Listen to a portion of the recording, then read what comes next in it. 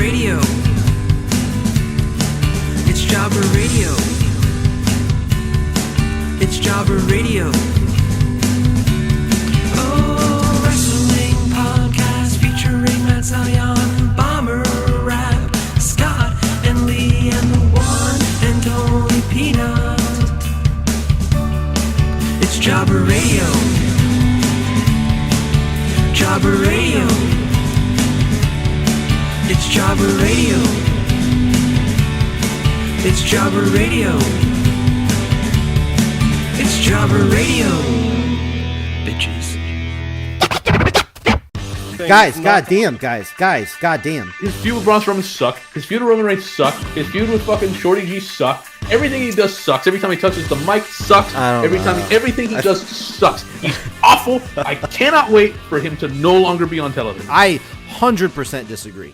What's going on, guys? Welcome to Jobber Radio. I think that oh damn, I already forgot. Is this our first show of the year? Yes. Oh, it has to be. It's the 9th already. I don't know, man. My whole head's been in a whole different place, literally. I'm Bomber, and we got a couple guys here today to make some bold predictions and talk about if our predictions went good last year. And we'll kind of sum up, how 2019 was in wrestling and what we liked, what we didn't like, and, the overall recap and prediction show. So that's what this is. As I said, I'm Bomber, and first of all, we got Scott here today. Scott, did you have a good... Oh, you guys have like fucking Boxing Day or something like that? Like Christmas, but almost Christmas? Did you have a good one of those? We also have Christmas. Wait, you have 2 days? Boxing Day and Christmas Day? Are you really legitimately going, Canadians don't have Christmas? They just have Boxing Day? I honestly have no fucking idea. I've been on podcasts with you before talking about Christmas. And I probably remember that. God damn. Well, true. I know of other holidays and places, but I don't know like what they are or if they. Okay. So how did your two holidays? What Boxing Day was, but anyway. Yeah. How did your two holidays go? It was great. I had a week off, visited family down south, saw lots of friends and family. It was all great, really good. Just good time to rest and relax and recharge. And yeah, it was all good. Okay, cool. Well, congratulations on those two holidays, because I still don't know what they are.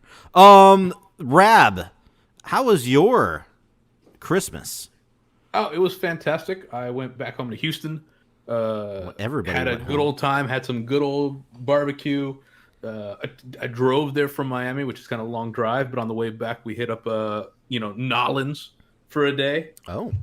And got we had a really good time in New Orleans. Well, let's just not talk more. Gotcha. Well, that's hilarious because you guys both went to go visit family. I moved away from my family. I was, I not being depressing or anything. I was, alone in Dallas, my new hometown here, and working, and I didn't see anybody. I think I had a peanut butter and jelly sandwich for dinner, but that was You should have let me know. I wasn't that far away. That is. Oh, I didn't know you were going to Houston. But either way, I had to work that whole day, so anything would have helped out there. But either way, I'm glad you guys had a good holiday. Even though I was working, I'm still happy about it. I'm happy that I'm doing stuff. What? Well, first off, it was weird you didn't introduce yourself as Jake, aka Bomber. What did I say? You just said I'm Bomber. Oh, Jake, aka Bomber. Yes, thank you. But I think we should change the aka. You are now Jake, aka Tex. My other friends are calling me Dallas too. Everybody's giving me little nicknames, and I'm like, all right, guys. That's a weird one because that's my brother-in-law's name, and yeah, that's just kind of a weird. I'm not going to call you that. So Dallas or Tex? I like the idea that it's Tex. yeah. That's pretty good too, but no. Yeah, my friends that we play Gears of War. I logged on literally right after I moved here, and all they do is call me Dallas now. So there you go. But super happy. I've been very busy. My whole apartment is still boxed up, and things are still a little hectic as far as my schedule and that goes. I just switched over, but either way, I'm just happy to be in a better place, working now and good to go. So I'm thinking 2020 is going to be a lot better than 2019 personal wise for me. So that is something to look forward to. That's good. But I think we're here to talk about wrestling, and I think we should start off with the predictions we made last year and how well we did. So last year, Rab, me, Lee, and Zion and Scott. Wait, did I? Well, already forgot fucking what names I said. Rab, Scott, Bomber, Lee, and Zion. We had 5 people on last year. I guess we couldn't. You didn't repeat any names the first time you said it, so Well, either way, I don't know if you got them right, but you didn't repeat any. So either way, we couldn't get 5 on this time. I think Zion right now is trying to fight against World War III. He'll probably be on at some point. He's busy protesting in the streets. Lee's Lee. He's out there doing his thing, and I don't who fucking knows what the fuck Peanut's doing. But anyway, I'm just gonna go down the list here. We're gonna start with you, Rab. We originally made regular predictions, which are like not as crazy, and we made at least one bold prediction. So Rab, your very first prediction was Andrade will have a great year and be the world champion. Obviously wrong, but right at the end, he did win the United States title. So close. Half right. Andrade had a fantastic year. He had a pretty. I mean, he got engaged to Charlotte. That's pretty big. I mean, that's not like career wise. Well, on top of that, I mean, he was consistently a key part of the show basically the entire year. with great matches all the time. Like he didn't become world champion, but he had a great program with Ray, obviously, and he was a key part of SmackDown basically since the whole year. And yes, at the end, finally he won a title, which makes it slightly better, and not a world champion, but U.S. title. It's a good title. And it wasn't televised, but it was in Madison Square Garden, which is cool, which is pretty awesome. It makes me think you were a year ahead on your prediction. Yeah, I mean, now it seems like it's a matter of time. Don't you even fucking do it for next year. Don't say, all right, this year we're going to have Andrade. Don't you even do that. All right. So we'll give you half right. Yeah, he had a great year, so we'll give you half on that one. The next one, wow, wrong. Here we go. Rusev wins the world championship. Yeah. Remember, this time last year, Rusev was fucking hot. Yeah. And then they forgot about it for like 6 months. And then he's hot again. So Wait, did I say that? Yeah, this is your other prediction. That was my because Andrade's world champion wasn't bold enough for me. Yeah, I come to play big. I come to play. You did, and that was your normal one. Your bold one's coming up, but Rusev. Oh God. Yeah, Rusev he squandered so much with the United States title and Shinsuke and so much during the year. He was like nothing. But yeah, lately, obviously the wedding angle. It's the number one storyline, as shitty as it is. It is the number one storyline. He's a big focal point. It's what it is. Yeah, we're going to talk about that a little bit later on, but I actually do not hate that story. But I knew you were going to say that. We'll get there. But your bold prediction was Bobby Roode would become the WWE champion. Even more. Wasn't that mine? No, this was Rab's. Wow, because I could have sworn I said that. I mean, you may have agreed probably, but this was I had it wrote down as Rab's. So, or I wrote it down wrong. Hopefully, I wrote it right because that was the only bold prediction Rab had. So, what are your thoughts on that? Bobby Roode just got busted for something. He just got suspended, but throughout the year, I don't remember saying that. Yeah, I don't remember saying a lot of mine either, but yeah, he was just saddled up with Shorty G the most of the year, and now he got thrown into Ziggler team, and Roode did not have a very good 2019. I think he will never be world champion. Yeah, I think I can go with that one. I mean, never, literally never. Right. Everyone else would have to die. So there you go. So you had 2 wrongs and a half right. So not bad. Not bad. Way better than me. So that's a little spoiler for coming up. Scott. I still really like my Andrade prediction. Well, it was close. It was close. It was definitely close. Scott, you say you remember yours, but we'll start with your one that you did.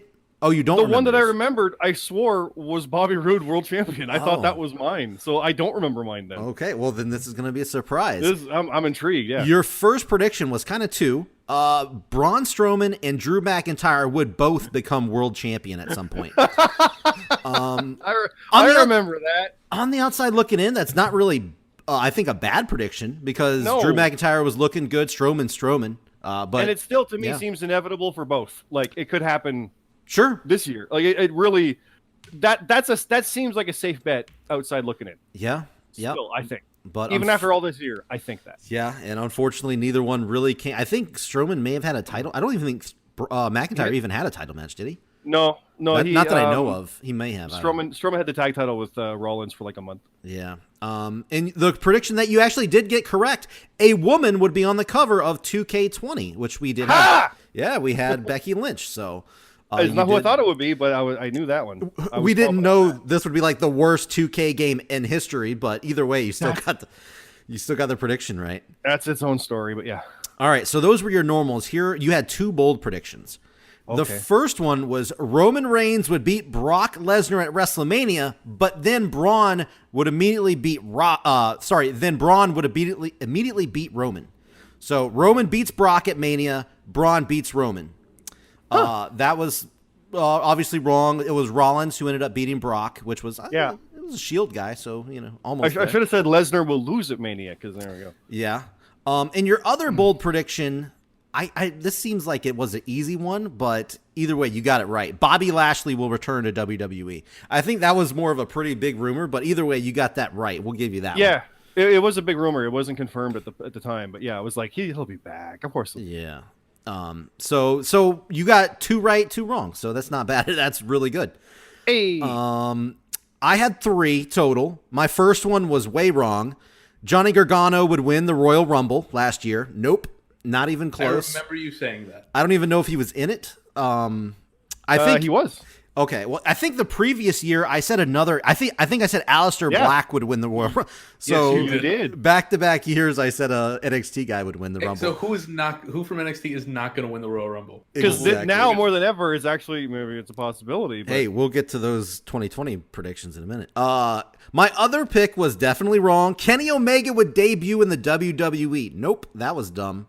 that at Yep. the time, It I wasn't thought dumb. they might go for it, but no It one really wasn't thought they. Yeah. Dumb. No, it but, wasn't dumb. you know. It was just very wrong. Yeah, I Like, guess we looking can- back it was now- wrong. It was wrong, but it wasn't dumb. Yeah.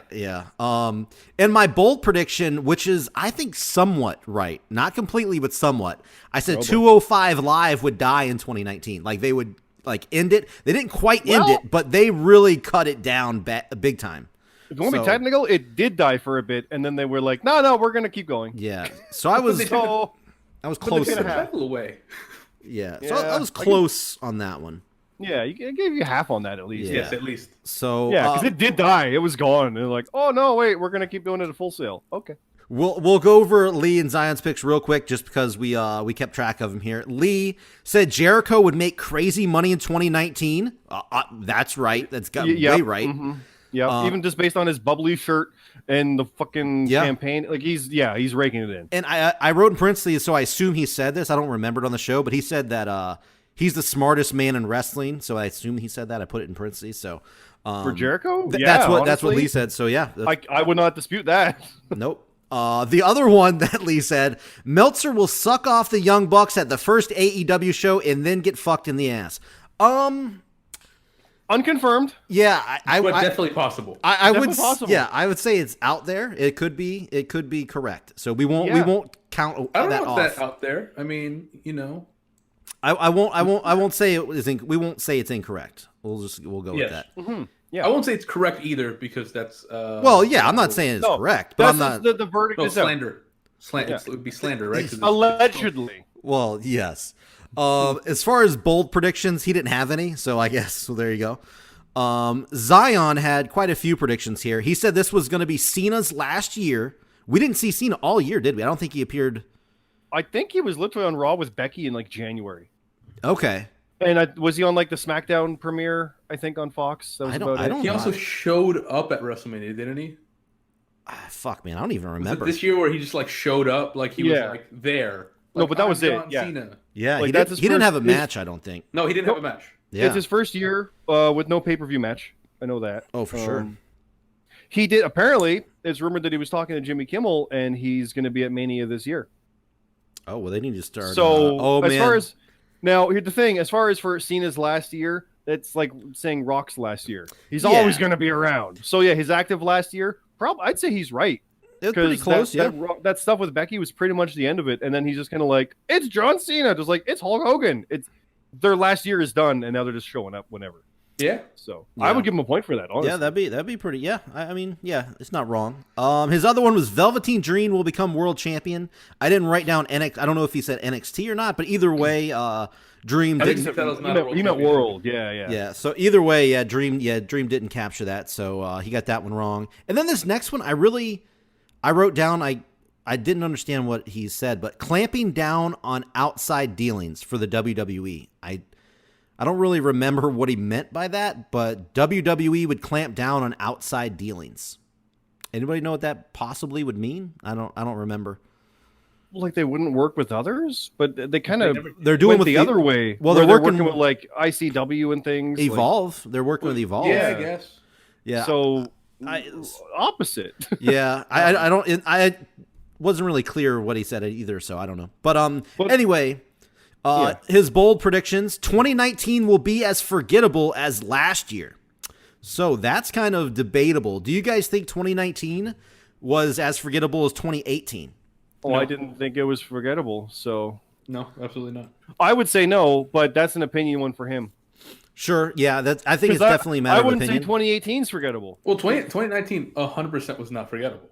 I mean, No. you're talking not just unless he meant in the fucking AEW WWE. launched. It's not Yeah, forgettable. exactly. AEW launched. It's Sure. The women's war games and shit. Like, there's so much good shit that happened. It's not forgettable. Period. Yeah.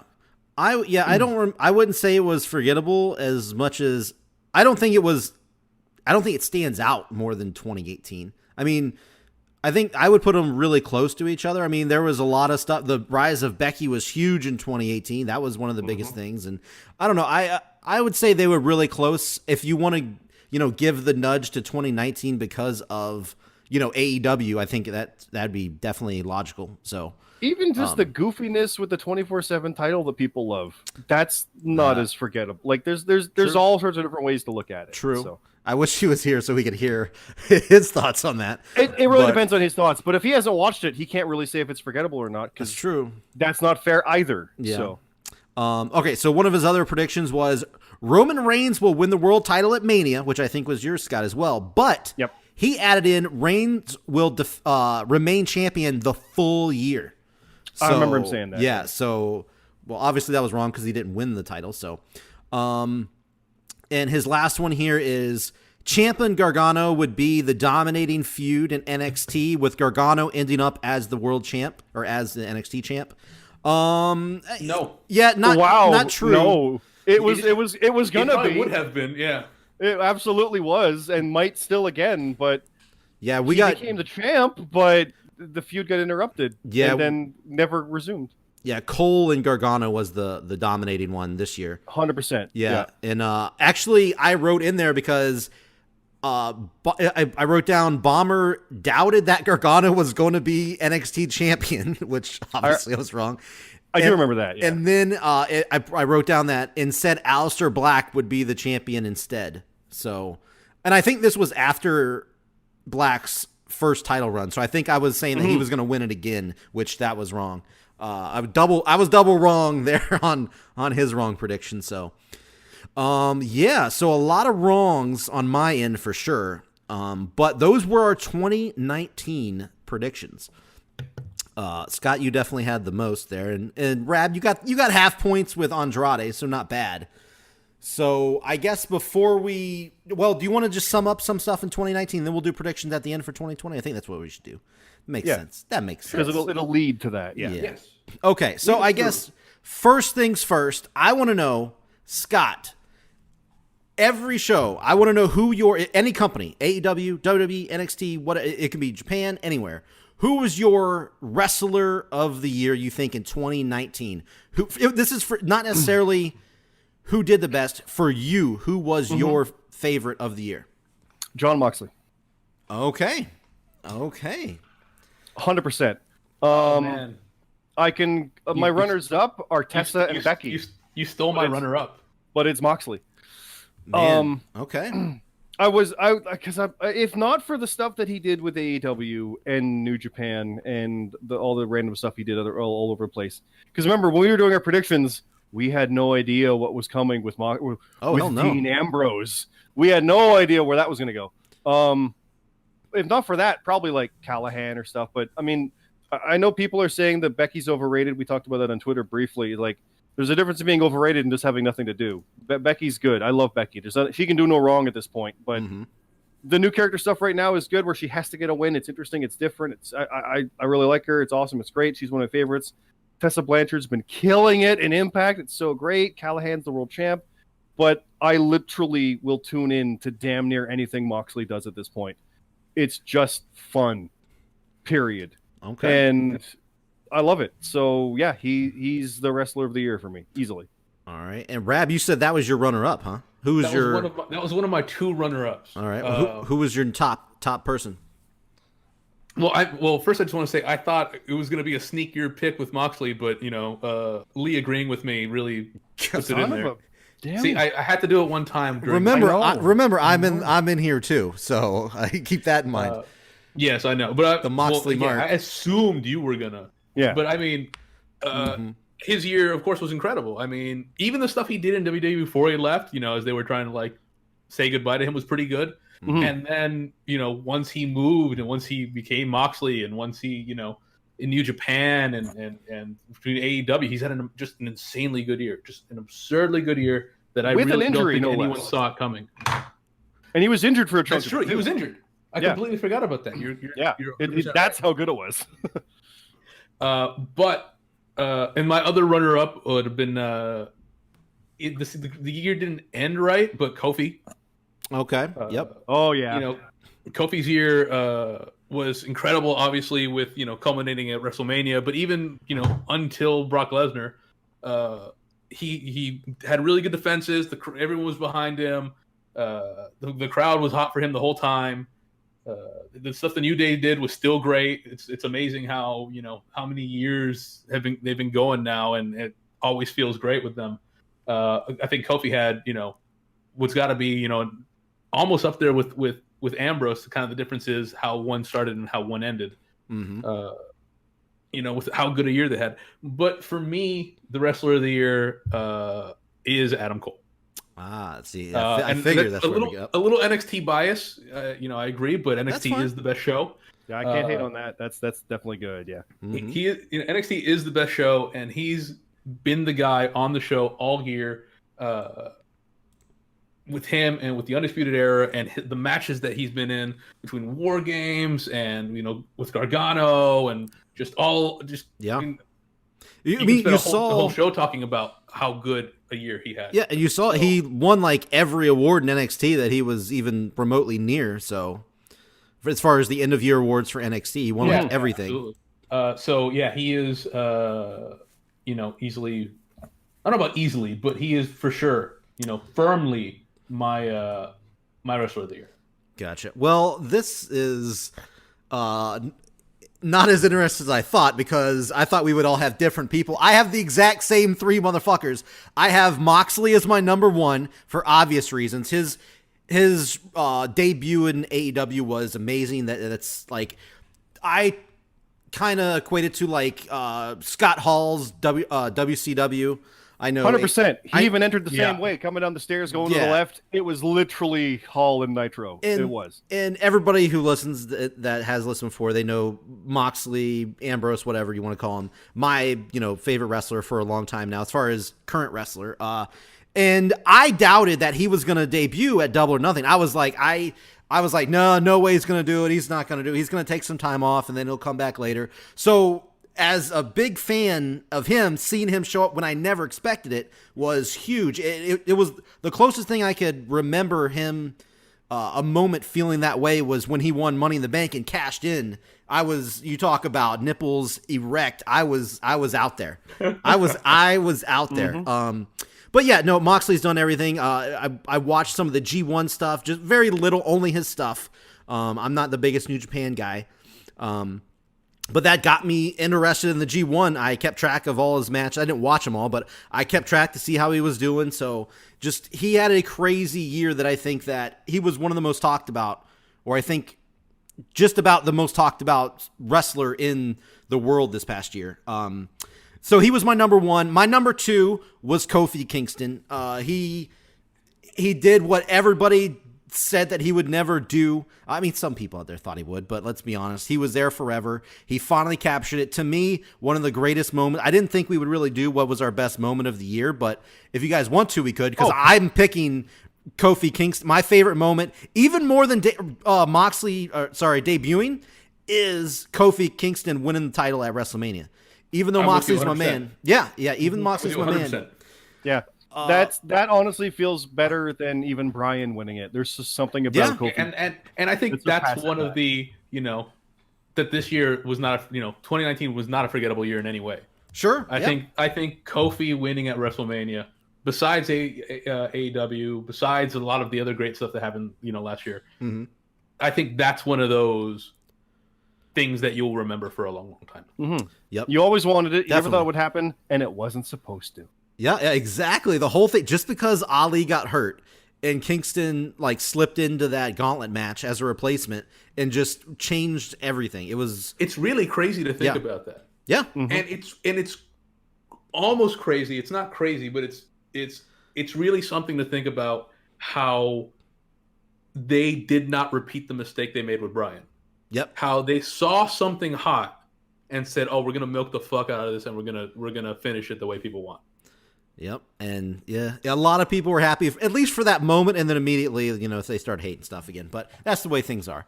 And a lot of people were mad about the way Kofi lost the title. It was kind of shitty. But again, it was Brock. Matt Zion would be on here arguing that Kofi Kingston should never kick out of an F5. So either way, No, it happened. he knew it was going to be a murder. He was saying that. Don't forget. Everyone was like, well, he's Yeah. not going to last long. Yep.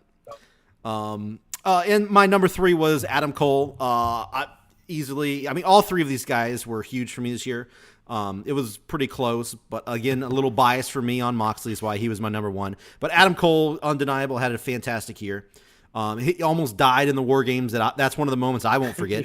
Oh, God. Damn near died there. And then came out the next night at Survivor Series, Survivor barely Against Pete effective. Dunne. Against Pete Dunne, who oh my god, Beat the shit out of him. Yeah, and then he retained. I mean, he just works hard. Yeah. So Adam Cole is definitely a close, in the group there. He's number 3 for me. So those are superstars. Let's go to one of my favorite things, match of the year. This was a little bit harder this year. 2018, I think, was a lot easier. But this year, I'll go first. I'll let you guys think about it for a second if you haven't already. For me, I got mine. Yeah, I'm good. okay, I'm going. Let's go. My number 1, AEW Cody versus Dustin. That was at Double or Nothing. Oh my God! People love AEW for their their crazy high flying and all that kind of fast paced stuff. But Cody Dustin, besides the entrance, I wasn't huge on, which it was okay. It was talked about, but it was a little over the top with Cody destroying the throne. But that match, the blood, the story, the passion. Afterwards, when he was cutting the promo, asking to be his partner, he started, crying a little bit. Dude, that was it felt so real. And those guys told a fantastic story. Even the lead into it, the little promos they did beforehand, the promo Cody cut about he's not going to kill his brother. He's going to kill the Attitude Era. Oh my God. All of that to me built up to what was my match of the year. I have to say, AEW's had some fantastic matches, but sure. I got to agree with you that is for sure their best match this year. Yeah. I mean, it might not be, especially because the way AEW was built, a lot of people are saying, they want more work rate guys or, or high spots or that kind of thing. But just the storytelling in the match and the presence between the two guys, for me, it's not my choice, and I'll get to my choice when I get to it. Sure. But I think that's a great choice by you. Yeah. And there's a great thing about that one because those guys always wanted to do a WrestleMania match. But were never given that shot. They had a fast lane match where it was Goldust versus Stardust, and that they weren't going to get the Mania match with the Rhodes, and they knew it, and they were sad. They're like, "But we can prove we can do it." And something about that, would that Mania match have been good? No, because them not getting that made them want to prove a point that much more years later with this one. That made this match that much better. Yep, I think. No, that's a good call. That's always important with that because I've seen that with in MMA fights where it's oh, they should have fought when he was the champion, but now it's personal. Now it's better. Now there's more to prove, and that's what this was. It was just insane. It was a masterclass of storytelling in wrestling, I think. Which is something that AEW hasn't really mastered yet as a whole. So that was it really stood out to me a lot. But anyway, Rab, you said that wasn't going to be your pick. What is your match of 2019? my match 2019, once again showing certain bias, but my match 2019 for sure is the Adam Cole Gargano 2 out of 3 falls. Okay. It is by far my favorite match. It kept me at the edge of my seat the whole way through, and I just thought it was an amazing story. It was more amazing storytelling, plus the big spots, plus just 2 incredibly good wrestlers, just going at it. I mean, I loved that match. Mm-hmm. Is that the one where Cole won, or is that the one where Gargano won? Who do you remember who won that one? Oh yeah, because they were both 2 out of 3. So I think 25 was the one that Cole won the rematch. Yeah, I'm talking about the one. Yeah, I'm trying to remember. Was it Mania where Cole? There was won? I'm talking about the one at New York. New York. There was one at New York. Yeah. Yeah. Well, the Gargano won it or Cole won it? Cole won it. The one that Cole won. Gotcha. That was 25. Gotcha. The 2 out of 3. Yeah. Yeah, I remember the build up for that one was pretty crazy because they had like a special on the network that was, I guess it followed around Gargano like going home and meeting like all like his family and friends and everything, showing him like the title and all that. That was really cool. And then Cole went to do it too with his dad's pizzeria, and put his own photo up on the wall, and then went and said, "Here, eat this pizza. You're gonna be fat and dumb. Don't bother wrestling." Or did Gargano win it? Man, honestly, it's funny because I'm confused now about who won. Well, yeah, I mean they had 2 of the 2 out of 3, so and they were both the vacant title match with Cole and Gargano, was at WrestleMania where Gargano won, and then the rematch at 25 is where Cole won. And that's the one that had the stipulations. Yes. The normal match, the street fight, and then was it the cage? That's that one. So here's what I'm looking at, because I have to look this up because their feud was very there was a lot of stuff going on there. So I'm looking at Takeover 25, and it says it was a singles match for the NXT title, and Adam Cole won. I don't. Then New York was, because they had another one. They had another 2 out of 3. They did have New York, and at New York, that was SummerSlam. That's right. At New York, Gargano won the 2 out of 3 falls against Adam Cole at New York. So that was Mania. That was the night. Go to the SummerSlam weekend. That was before Mania. Yeah, go forward. Go to the SummerSlam weekend because I thought 25 Cole won. Okay, yeah, that was 25 was. So hold on. Takeover. We'll get there, everybody. Okay, so it was Takeover Toronto. Takeover Toronto, August 10th was Adam Cole defeating Gargano in the 2 out of 3 falls match. That's right. Cole won it in a singles match and retained it in that. And in the 2 out of 3. Yeah, that's right. That's right. I thought he won it in the rematch. That's right. Well, either way, confusion. I think we can say that all 3 of the fucking matches were pretty fucking good. We can definitely say that. Hey, look, Jordan Miles defeated Cameron Grimes on that show. We all know how Jordan Miles had his 2019. So, anyway. Did you have any runners up or anything, or do you want to? Because I actually didn't write down any runners up. It was War Games was my second favorite. It's a lot of NXT because I'm me. Sure, that's fine. The men or women? Games, men or women's? The men's, but the women's was fantastic. I thought they were both good, but I actually preferred the women's. I thought their women's match was great. The women's one is, as far as I know, Lee's match of the year. Oh, was it? Okay. Yeah, that is his match of the year. The women's match was Lee's match of the year. That's why he's so amazed by it. That's the most surprising thing I've ever heard. He fucking loved it. He's like, this match is so great. I want all this all the time. I mean, it was good. I mean, obviously, it was I will say it was great. Oh, it was tremendous. Yeah. Mm-hmm. Okay. Well, cool. Well, we're gonna have to hear about more of that later when we got Lee on here. Absolutely. Yeah. So Scott, what about you? What was your match of the year? Well, I was behind on stuff, and I did not watch both War Games. I watched most of it, and they were amazing. But I can't fairly say they were match of the year. But I will mention they're up there. Mm-hmm. I did jot down, try to make a list of all the ones that kind of stuck out to me. Kofi and Bryan. I don't know if it's quite match of the year, but the moment is amazing. But everything built to it obviously was great. Yeah.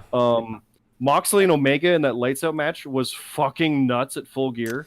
That was. I loved it, but it was like, oh, what are you doing? And I loved Kofi in the Gauntlet. I loved Kofi in the Chamber. Those ones were actually more fun, I think, than his actual Mania match. Those ones were amazing. Ooh, yeah. Those were great Right? matches. Those matches were great. Cody and Dustin, obviously. And what I've got to pick, though, from actual match of the year, kind of coming out of nowhere with all this, is Walter versus Tyler Bate from TakeOver You know Cardiff. what? That was okay. That was up there for me as well. That was That match, I lost my mind during that match. It was just, I couldn't believe how much they went with it. It was so great. I loved everything about it. That was It's at just- Cardiff, right? Yeah, that Yeah, was the summer Cardiff. one, like same as All Out, I think it was. Yeah. It just watching it, I thought we were in the ending stretch, and then they kept going for 15 more minutes, and I was on the edge of my seat, like you were saying with the cold ones. Mhm. It got me because I was like, I bought into every false finish during that. It was just that's my favorite match of the year.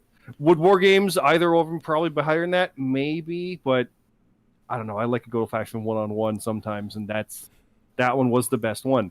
And I'll give another honorable mention: Strowman and Lashley. That dumb last man standing match at Extreme Rules was so goddamn. Oh, that was pretty fun. I like- loved that stupid match. That was great. I do like that. That Now was I good. have the a way you whole. put it. I love that stupid match. Yeah. I like guilty pleasures, and that was just like, yeah, that was good. No, I do have a whole bunch written down here. So I know Bomber, you watched some Impact, and Sure. there's other stuff in here like Elgin and Marufuji from Bound for Glory. Okay. Was Yeah. fucking good. I've got written down here. What else I got? I got Cage and Callahan. Bound for Glory was good. Yes. Eddie Edwards and Killer Cross, the first blood match at Slammiversary. Okay. And then Cage and Elgin for Slammiversary were also good. They're low on my list, but those ones were great. And this is one that Rab you'll like. Adam Cole and Daniel Bryan on SmackDown. That Yes. one was That was really a good. really, really good. It's not match of the year, but I was like, that's fucking good. I had one more, which is also NXT because I can't stop. The tag match between whatever they're called, Viking Raiders, Viking War. They were War Raiders Uh-huh. Yeah. and Aleister Black and Ricochet. Okay. Oh, I remember that one. Yeah. Yeah, that was for the title, but I think it was the vacant title at the time, right? Wasn't it vacant? I thought it was. No, the War Raiders were doing their last defense against the Street Profits, retained and Oh, vacated. okay. And then there was There a you go. 4-way ladder match. That's right. So the Profits Oh won. my god, that ladder match was That That ladder great. match, I forgot about that too. But Yeah. And I will say I liked the Ricochet. I like the just the regular tag match better Mhm. as Gotcha. match. You know, Um, but I mean, it's NXT. and WWE mentioned it, and it's kind of funny because it was literally this time last year. But Andrade and Mysterio had a match this time last year that made their like 5 best of the year. And yeah, Andrade and Mysterio, take your pick. It's like Cole and Gargano. It's always good. Yep. So, yeah. So all right, And- let's. Oh, what's up? Well, I was gonna say I wish that some of Becky's matches were better because they weren't ever that great. The one with Natalia, the submission match, was fun, and yeah, the triple threat, the Mania was good, but Yeah. Yep. it was missing something, and that was also after 8 hours. So Yeah. It they, definitely. those ones they kind of stand out, but it's like, oh, it's important, yeah, but it's not as good. And the ending was, it didn't help matters. It was, yeah. And I'll say to everybody listening, no, I'm not an anti-AW mark. Moxley and Pac is awesome, and Moxley and Pentagon had Well, that yeah, indie you said- show. Pac and Pentagon is great. There's lots of good shit in there. I just don't watch as much of that. Yeah, you Omega said, and Stella on fucking Dynamite or Dark, I think it was great. Yeah, they had the pay-per-view match, the death match, basically, right? Yeah. That was good. A lot of people were like so shocked, like, "Oh my god, barbed wire boards and stuff," and I'm like, "Hey, here we go." Here we Yeah, go. no, when they went and then kept going, it was like, oh, he's CCWing it. Oh shit. when they start out breaking light tubes, then it's gonna be okay. What are we doing here, guys? What are we doing? yeah. no, let's not. Yeah. Hey, I wouldn't be surprised. But at this point, I wouldn't put it past them. They pulled out a barbed wire board, which seems so indie, so like it's. Yeah. When they start, have they used doors yet? That's like the new thing on the indies, by the way. They literally, instead of buying tables, because I assume it's just cheaper, they use doors. This is not a joke. Yeah. No, Roosh did it to PCO. He broke 3 over That's his right. head. They did it on Ring of Honor. Yes. Yeah. But it's a it's been kind of rising through the death match stuff in indies, or just hardcore matches as well. They use doors instead of tables. I don't know why. That's a thing. So for those who aren't really into that, like hardcore indie scene. That's kind of the new like, thing. Do they put the doors up on bricks or Different No, things. They'll set them up in the They set corner. them up like a table. Okay. Yeah, they'll put them up against the guardrail in the ring, or they'll either put Stack them them up. on chairs and stuff. Yeah. Yep. They just use them as, it's basically like just a flat board, and they use it as a table. Yeah. So, Okay. I don't. That's it. My only guess is they're cheaper than tables. That's I why like they're Bomber's doing like, back in my day, we didn't use doors. it. Yeah, that's right. It's the new thing. The new kids are doing it. We But- use boards covered in barbed wire, exactly. and then we would light Bags that on of fire. cans. Yep. Yeah. Bags of cans. Hey now. All right. So another thing I didn't think we would actually well, let's just do this. We talked about some good stuff. Let's talk about the biggest blunders of 2019. Either you can come up with somebody who really failed, a match that just didn't work out, a terrible, if you want to do the wedding angle for the Lashley and Rusev, you can. Just stuff that just left a bad taste in your mouth. 2019, whatever it was, what's really stood out to you as like, wow, that was just terrible. I'll go first. I'll let you guys think about that one in case you haven't yet. To me, there were a couple bad things this year. There were several bad things this year, but nothing topped the fucking Hell in a Cell no contest finish. I still don't. Oh God, That show, unbeatable. that show, I still like the show overall. The Hell in a Cell show was not a bad show. The match was fine. The match wasn't bad. The match was actually fine until the finish, but it was the biggest blunder that they could have ever done. The show went off the air. Everybody hated it. Everybody was booing. It literally, they went to black and all you heard were boos as the show like ended. It was so, I don't remember anything being so cringy and such a obvious bad call in professional wrestling. And they had to know it too. I mean, they had to. They tried to recover, and they had another match, but it just wasn't. I don't think the funny thing is, I don't think it was as good as the Hell in a Cell match, except the ending was just so bad. So that would be mine. Rab, do you have anything that jumps out at you, or you go with that too? I honestly think that is that's a trump card. That is unbeatable. Yeah. That was the dumbest thing they could have done. Yeah. Second dumbest was everything with Baron Corbin. What? No. Could not like him less. Dude, he had such a good, I would say this would he almost. had a bunch of stuff they made him win and put in my face. None of it was good. I disagree here. I cannot wait. I cannot wait for him to no longer be a wrestler. Dude, his King of the Ring stuff, and he's still doing pretty good with it. I mean, I hated his King of the Ring stuff. I'm not saying it's the I best. hated his feud with Roman Reigns. I hated his feud. I hated Well, he's everything still- he did this year. he's still kinda except it was feuding. all in my face. He's still kind of hated feuding with Roman. But All of it. I mean, I don't know about. I mean, I hated the Shorty G shit. I hated everything. I hated everything that I saw about actually. Your pick was a better thing than this because that happened and then we moved on. This has just been happening and will continue to happen. I don't. It never ends. I think he's definitely turned stuff. I understand when he was. His feud with Braun Strowman sucked. His feud with Roman Reigns sucked. His feud with fucking Shorty G sucked. Everything he does sucks. Every time he touches the mic sucks. Everything he does sucks. He's awful. I cannot wait for him to no longer be on television. Okay. I can't, and it's gonna happen in 2 years or because he's not good and no one likes him. So sooner or later, this will be just like he'll be just like Ryback or fucking just a million other people I didn't want to see wrestle, and he'll be gone. He's one. Okay. And he'll be gone. To be fair, though, I think he is one of the best heels WWE has right now. For real, I 100%. Awful. I 100% stand by that though. He gets As far as for the reaction that he gets, yes, he is. And I No, will because agree. he makes me not watch. I You don't- don't understand. I literally will change the channel. Well, I don't know. He makes me not want to watch. The more he's on, the less likely I am to watch the show. Okay. I'm legitimately. I'm not. No. I dislike everything he does that much. Well, I'm not going to say you're wrong. I'm just going to say I disagree. We'll say that, yeah. obviously. And now I Oh, he had think that stupid feud with fucking him and what's the girl who was in the military whose name escapes me right now? Lacey Evans. Lacey Evans with fucking that shit's so stupid. God damn it. That wasn't that bad. I mean, okay. I mean, It was fucking awful. Okay. Okay. What were we gonna say, Scott? I just had a fucking, Matt Zion Rami fucking moment. You God did. fucking damn it. Now I know we've all ragged on Corbin, to haven't. certain degrees. Yeah, almost everyone. And I feel that what he's doing now is better than what he was doing, but I still don't like it. I don't care for him. I don't buy anything about him being a threat. It just doesn't work. To waste so much TV He's time. On he this comes motherfucker. off as an idiotic coward now, and he's got guys and like, oh, we're gonna make him eat dog food. It just I don't like it. Is it getting a reaction from the crowd? Yes. Is it getting a reaction to make people want to turn the TV off? Sure.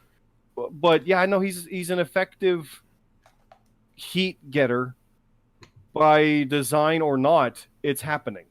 Yeah. I can't dispute that. I really feel like he's bad in the way that you should, like, he is disliked by the fans in the way that you shouldn't have someone disliked when you have competition. Now there's still people that love to see him get beat, and that's always Well- going to be money when you got a Roman Reigns against them. Yeah, I mean, it depends how you But look at the it. problem is when he wins. That's the problem. We don't want that at all. Get that shit out of our But face. there was a we lot just want of- to watch this guy lose. A lot of people were in the same boat as you, Rab, about his, just hating him, get him off TV and all this stuff, until I think the big turn was the King of the Ring. People actually started wanting to see him win King of the Ring because of his. I know No, there that was are sarcastic. some people. That was ironic. That was ironic. I True. know there are some people. Those people are wrong. Oh, okay. Okay, so those people are wrong. Got it. Okay. Now- so what was your And I stat? don't think that was the overwhelming feeling. I think no. that was some people, and I agree that there were some people, and I agree that he turned that some people did turn that way. There were people I also going. think that's all gone, and Yeah. he's awful, and he's awful, and he's awful. No, there were people like, oh my god, could you believe it if they had Corbin win? Oh, I wish it happens.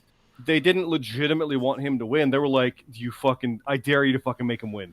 Well, That's I think there were some people who thought it would be interesting. Well, Yeah. No, I don't want to say it was all ironic. That's unfair. I think but a lot there were was. people who Yeah. who thought it was interesting. But I think once it happened, and then they kept going, people were like, "Okay, I'm done with this." It was interesting. Yeah, I was right. Okay, let's move on. But they didn't move on, and it's still there. well because he's got the King gimmick going. He's got like a Game of Yeah, Thrones it vibe. sucks. I mean, God. okay. All right. So Scott, what is your top blunder of the year? I guess. Well, the Hell in a Cell thing was really bad. But for me, it's more of a botch that kind of ruined something that was looking pretty great and potentially fun, and still ended up being interesting. But it's Goldberg bonking his head against Undertaker at Super Showdown. And Oh, okay. Just Gotcha. that turning into a clusterfuck of a oh no. I hated that because that match actually was starting out really good. And it was still, in its own way, entertaining. Yeah, It was like, because it was like, at this point, it's like, this is kind of real. Like, they're, shit. and it's frustrating Okay, because what are they doing? Yeah, Because, they had something planned, and it was looking like it was going to be good, and then a minute in, oh, fuck, he bonked his head. He's like, oh, well, he's bleeding now, that's cool. Oh, wait, no, he's fucking concussed. Yeah. Shit. yeah, And it got sloppy, and it ruined this potential once-in-a-lifetime type thing.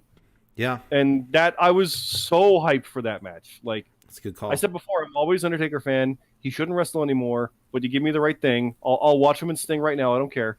And I love me some Goldberg. So Sure. Goldberg and Undertaker.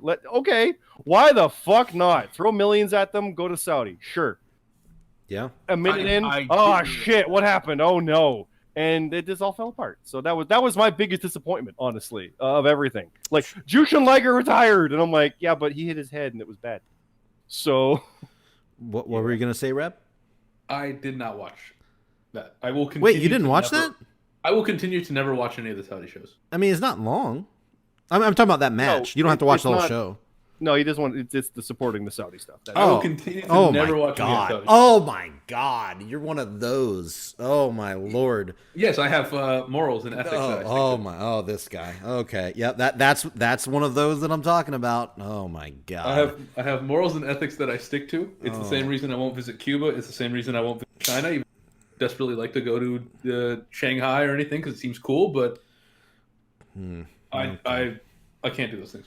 Okay. My family, ran away and came to this country because of an oppressive regime because Noriega wanted to kill my grandfather, literally. Oh. So for that reason, I don't so much with those things. Okay. Well, I mean, I understand. Yeah, I know. True. Your family didn't have to deal with that kind of stuff. That's true. My family Mine did did. not have to deal with. Wait, And that's why I'm in this country specifically for that reason. because of Saudi? No, because we were seeking asylum from, a harsh dictatorship that wanted to literally kill someone in my family.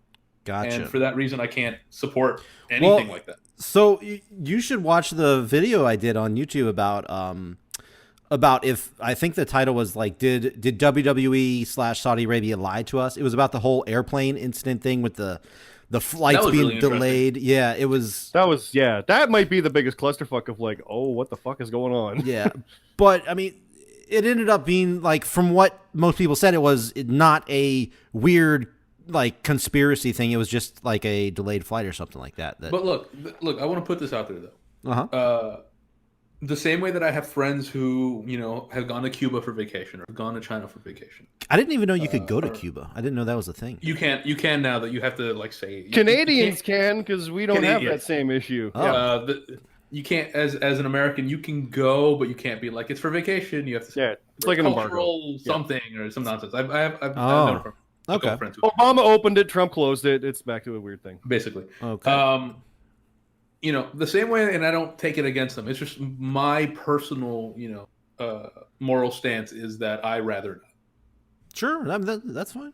So I'm not criticizing people who watched it or criticizing people. Well, that's good. For that. I just want to put that out there. I'm not like saying, hey, if you watch this shit, you're a piece of shit, and you're just like, you Just might like- as well be in Saudi Arabia, fucking, oppressing people. That's not what I'm saying. So you I'm liked saying that- CM Punk's tweet then about Miz sucking the blood money dick or whatever it was, blood soaked dick? I mean, it was hilarious because CM Punk is crazy. He's just a crazy person. I love it. He deleted that. He's a crazy person who thinks he has no. He doesn't have to ever Oh, he deleted it. deal with any. He deleted it. No, that's smart, but okay, I didn't know that. Now, that's 2020 news. Oh, that's right. That is good True, call. Good call. Yep. But yeah, so I just want to put that out there. I'm not saying like if you watch this, you're you might as well be torturing those people, but you're that's not. not what I'm saying. Yeah, you're not as bad as Bomber. If I'm just saying, for me, it's a moralistic choice. I can't. Okay. I'm not going to cross. All right. Well, there you go. Also, they're glorified house shows, and I have no interest in fucking old ass on. I've been criticizing Undertaker wrestling for 10 years now. That is true. And I've been criticizing Goldberg wrestling for 30. So It's true. I'm, it's also gives me nothing I want to watch. It makes it real easy. There So- are things like going to China that I wanted to do this year, but I decided I couldn't because of China.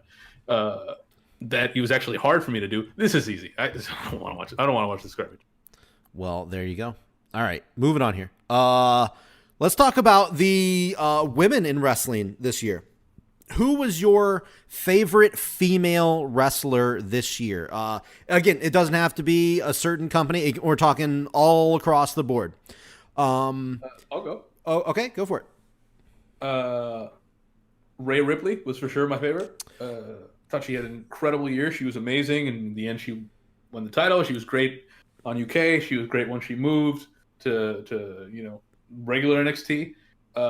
My second favorite, which is weird because I don't even watch Impact, but I thought Tesla was amazing. Sure. Everything I've seen with her has been fucking great. It's literally the only thing I follow on Impact. I assume there are other things. There are, yeah. And somehow not so much with Becky Lynch this year.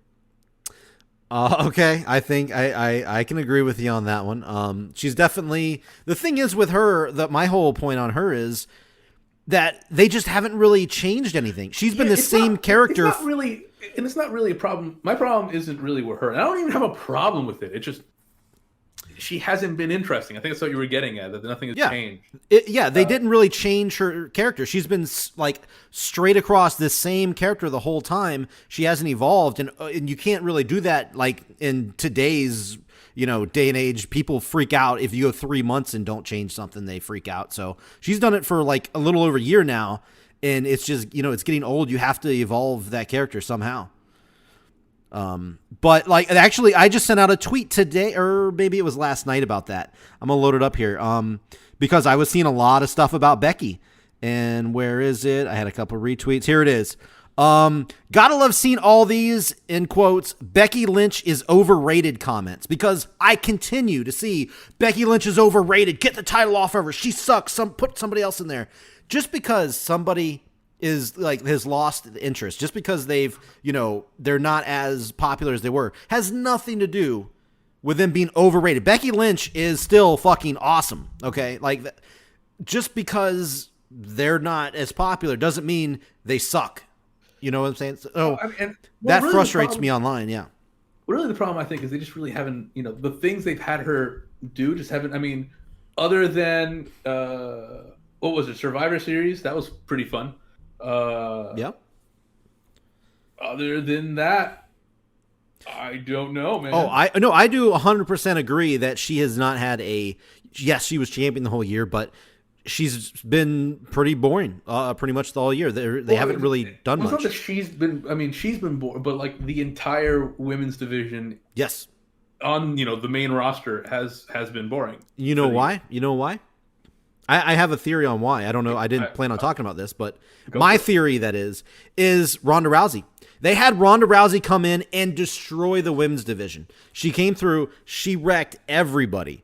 And then she was like, the women's division was fucking hot with Ronda around. Last, like 2018, women's division was fucking, it was jumping. Then Ronda leaves after WrestleMania. The women's division completely died. That's my opinion, because she flatlined everybody. Everybody had to be built back up, except for Becky, who was already on top. Even Charlotte struggled this year. Asuka and Kairi Sane, I thought, they're doing better, but they were, pretty rough right at the beginning. People hated their first, when they debuted as the Kabuki Warriors. People were like, fuck that name. This is stupid. I will say one of my favorite women things on the main roster was a thing people hated. I think I already talked about it on the podcast before. Was the Iconics winning the titles at WrestleMania? Sure. And then the thing is, they did great work while they were champions, but it was all on Instagram and like WWE. None of it was on television. Yeah. I will admit I'm not a big Iconics fan. I do like the "you got to be joking me" meme that goes on. I love that, but I mean, how much of it have you seen? Literally just what's on TV for the most part. Yeah, that's the problem. Exactly, sure. And that's a perfectly valid view. It's the same way that people are criticizing AEW for advancing all their stuff just on like YouTube and Instagram and Twitter. That's actually getting really big right now. Yeah, and that's in the same way. That's a really deep. The two of them were putting out tons of content of them just being really fun and great and awesome, but none of it's on TV. If you watch just TV and you don't follow them, you don't get to see any of them. I mean, I can see them have like 4 matches.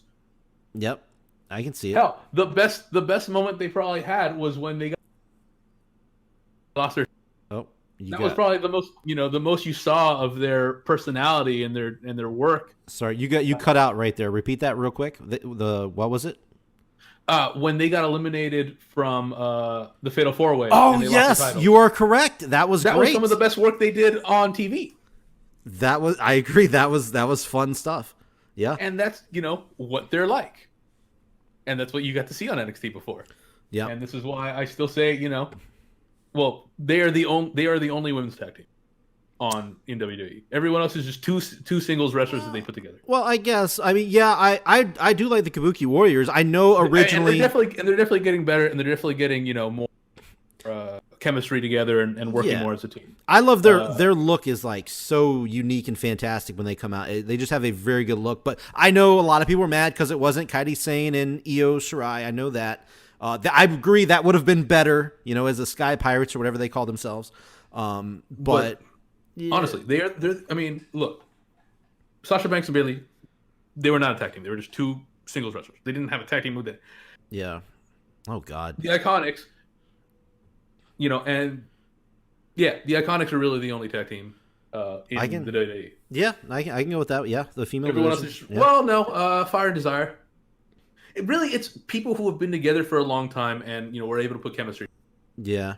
Everyone else on the scene was just two random people thrown together. Now that you bring the Sasha and Bayley, man, Sasha Banks was such a headache this year as far as her stories. That almost would have been a blunder, I think, is all the stupid internet behind they were crying at the end. They were throwing a fit on the floor and just her subtweets and all that kind of weird mystic or mysterious tweets and shit. Yeah, that was a fucking headache to deal with. But either way, I think Scott, are you there? I haven't heard you in a little bit. No, I'm here. I've been waiting for to get thrown my way. Okay, keep going. Okay, well, then let's go. You gotta jump in, man. Yeah, I don't know if you heard the show before. Yeah, I wanted to hear. I wanted to hear where it was going because. Okay. Let's hear. I'll work my way back because I do agree with the Iconics. As pretty much, I said this when the Chamber was announced for the first team. I was like, they should win it. And I remember Matt Zion was like, but they suck. I'm like, no, they're the best team. They will probably do as great a team. Yeah, that's they true. are the best team. They will be amazing as champions. Not good in the ring, doesn't matter. They will make that work. And then when they won it, they did. I will always agree with that. Banks and Bayley was pretty much like Sammy and Kevin. It's just like they're not really a team, but they are. They're not. Yeah. That's whatever. They were good first champions, but whatever. Fire and Desire probably should have won it at some point, but didn't. And yeah, Kyrie and Io probably should have been it, but that ended up having cool moments during the NXT Survivor Series thing. Oh yeah, it did. Huge. That was great. Kyrie and Io was like, hey, we wouldn't have got that otherwise. So kind of neat, fun. And that was awesome. Yeah. Rhea Ripley was awesome. Like right at the end of the year and all throughout with here and there and everywhere as well. Her stuff was really, really great. I did like Sasha when she came back, and I did like her before she left. Her match with Ronda was fantastic. Mm-hmm. Yeah, very good. And the tag stuff was good. So she's been great and one of the better characters they've got going. Bayley, since turning heel, has been so much fun. Yeah, and so great. That's been all kinds of awesome. That's been really, really good. When she attacked her inflatable tube men and things, good stuff. And I've said this for years, but you can go back to old Survivor Series matches where it's 10 on 10, and it's just random blonde versus random blonde versus random blonde, and then Summer Rae comes out and starts dancing. Yeah, she's a random blonde, but there's character in there, right? So that's what we're dealing with now. We've got a lot more characters. And like you said, did things go south when Ronda left? Yeah. It was great for 3 months with her running roughshod, like the Bayley match and the Becky stuff, and that was a hot build. Like we called it before, it would be Ronda main eventing Mania. I think I called that the year prior. It was one of my predictions. Probably. Yeah. We figured that was going to happen, but no one expected Becky until they realized, oh shit, we got something good. And I think a big problem with Becky is her opponents. The first feud after that super hotness was 3 pay-per-views of Lacey Evans. And nobody wanted that. No. Not that she wasn't. Baron Corbin was there. Well, no, not at the start. But not that people were necessarily. Yeah, he came in later. Not that people were necessarily not ready for Lacey, because she had a good showing in the Rumble, and I was one of the ones saying, no, she'll be fine. She's just green, and we'll get there. She shouldn't probably be in this situation, but whatever. I agree with that. But yeah. Becky with both belts was fun. She was going against Charlotte and lost it, and Corey Graves on his podcast said he's tired of Charlotte being underutilized. She's literally held more women's titles than anybody else. It feels like that whole Becky 2 belts thing was a long, long time ago. Yeah, it was. Yeah. She had it for like a little bit, and then Bayley had the amazing Money in the Bank cash in, and that was fantastic and great. And then she went heel, and she had a great, great year. But I think that Becky's opponents were just lackluster. Becky is fun. Becky is fine, but you can only go so far with who you feed against her. And when you have Lacey, who's not ready for it for too long, and then you end up putting in Natalya, who people are like, why her? This isn't the right time. Even though the match ended up being great, it was like, really? That's SummerSlam? Mm-hmm. And then Sasha comes back, and you're like, oh shit, here we go. And it ramped up again. Yeah. With a couple months of Sasha with Hell in a Cell and that. That's That's what it should have been all along. And to your point about not changing, I will argue you can get away with a character that doesn't change if it's hot and has good things against it. Because Stone Cold worked, and you remember how fun that was with True. enemies and opponents that worked with him. But when Daniel Bryan goes in there as world champion and gets Kane for 2 months, nobody cares. It's not as it doesn't have the same oomph. To Yeah. me, it's not about changing as much as just not doing much. Right. And all she was doing was feeding against people that probably shouldn't be fed to her and have that much of a problem with. Yeah. But then Sasha comes along and that was a bit more legit. And the Shayna stuff was great too. We can't forget Shayna all goddamn year was great too. I still think Becky's probably my favorite of the year. Like, I'm not tired of her, but I'm tired of her having nobody to go against. Okay. That's why I'm super excited with the Asuka stuff. It's like, let's fucking go. This is I agree. fun. I'm not tired of Becky. I'm just wasn't super enthused with what she did this year. And it was lackluster. Yep. Like I said, Daniel Bryan won the world title. It was the hottest hotness there was. WrestleMania 30. Let's have 2 months of Kane. Oh no! Don't. No, that's I get- okay. you I could- get it, but don't you- do that. That's you not. could That's not also- what people want. Out of it. So You could also argue that with the same kind of thing happened with Kofi as far as when he won the title. Everybody was so it excited, happened but with, it happened with people, Kofi. It happened with Seth. people hated Seth his got reign. Corbin for 3 months. The same difference. Well, way better there. No, I'm kidding. Now, one of the funniest things that Corbin did was hit Becky with his finisher and go, "What are you gonna do, little shit?" Oh, that to was Seth. great. That was great. Oh, it's great. It's so good. Best heel right But there. yeah, no, I would say Becky definitely. And oh yeah, guess what? It didn't mention AEW. Their women's roster's kind of shit because they're doing nothing with it. Okay. Yeah. There's a lot of potential, but I'm not even talking Nightmare Collective stuff that's going on now. Well, it's, yeah. Their women's roster is not great. No, it's not good. Dude, which is a shame. Yeah. But when you look at it, it should be. Nyla Rose should be dominating. Riho and Shibata should be doing great stuff. There's all this awesome that could be happening. They're doing fuck all. Yeah. I'll mention NWA has a better roster right now with Allison Kay. Melina's there now. Mhm. Marty Bell, Ashley Vox. That's some fun shit. It's fun. Thunder Rosa. There's good, entertaining matches happening there. They're doing more with it in a studio in Atlanta than AEW is currently. Well, and let's not even talk about Ring of Honor fucking their shit up. Well, Impact has the Oh God, Tessa. Yes, sorry. Tessa, Jordan Grace. There's you got Ty. There, Impact Taya's been champ for a year. Tessa Blanchard's gonna win the world title. ODB's Tessa back, baby. Blanchard, she's back on both. She's on NWA too. That's true. I forgot to mention Tessa. I was working my way back. Forgive me. Mhm. Tessa would probably edge out Becky just for the sake of who she's been fighting with. But I'm just more of a fan of Becky, so it's kind of neck and neck. But Tessa literally has been in number one contender matches for the world title and for the X Division title, and had main evented Slammiversary. And the problem is, I didn't like that match much, even though it was Impact's match of the year. All her matches up to that point were just badass, awesome matches with Tessa beating people up like the Christs and stuff. Mhm. But then the Slammiversary match, I felt focused too much on she's a woman, she's overcoming, and she's getting beat up too much. It was like, no, just fight back, be the badass you've been for 2 months. Yeah. It is. It just made me go. Oh, I wanted Tessa to be Tessa, not can she do it? No, just go with the fuck them up. So I'm hopeful for her to kill next week or this week. Yeah. But she probably should be my number one. But I liked what Becky was doing, just that Okay. much better. I just like Becky more, but Tessa did some better stuff. Yeah. All right. As far as mine goes, I don't think this is a surprise. I've been, championing this person for a long time. Even when everybody was really down on her early on because she was green. But Shayna Baszler is my number one this year.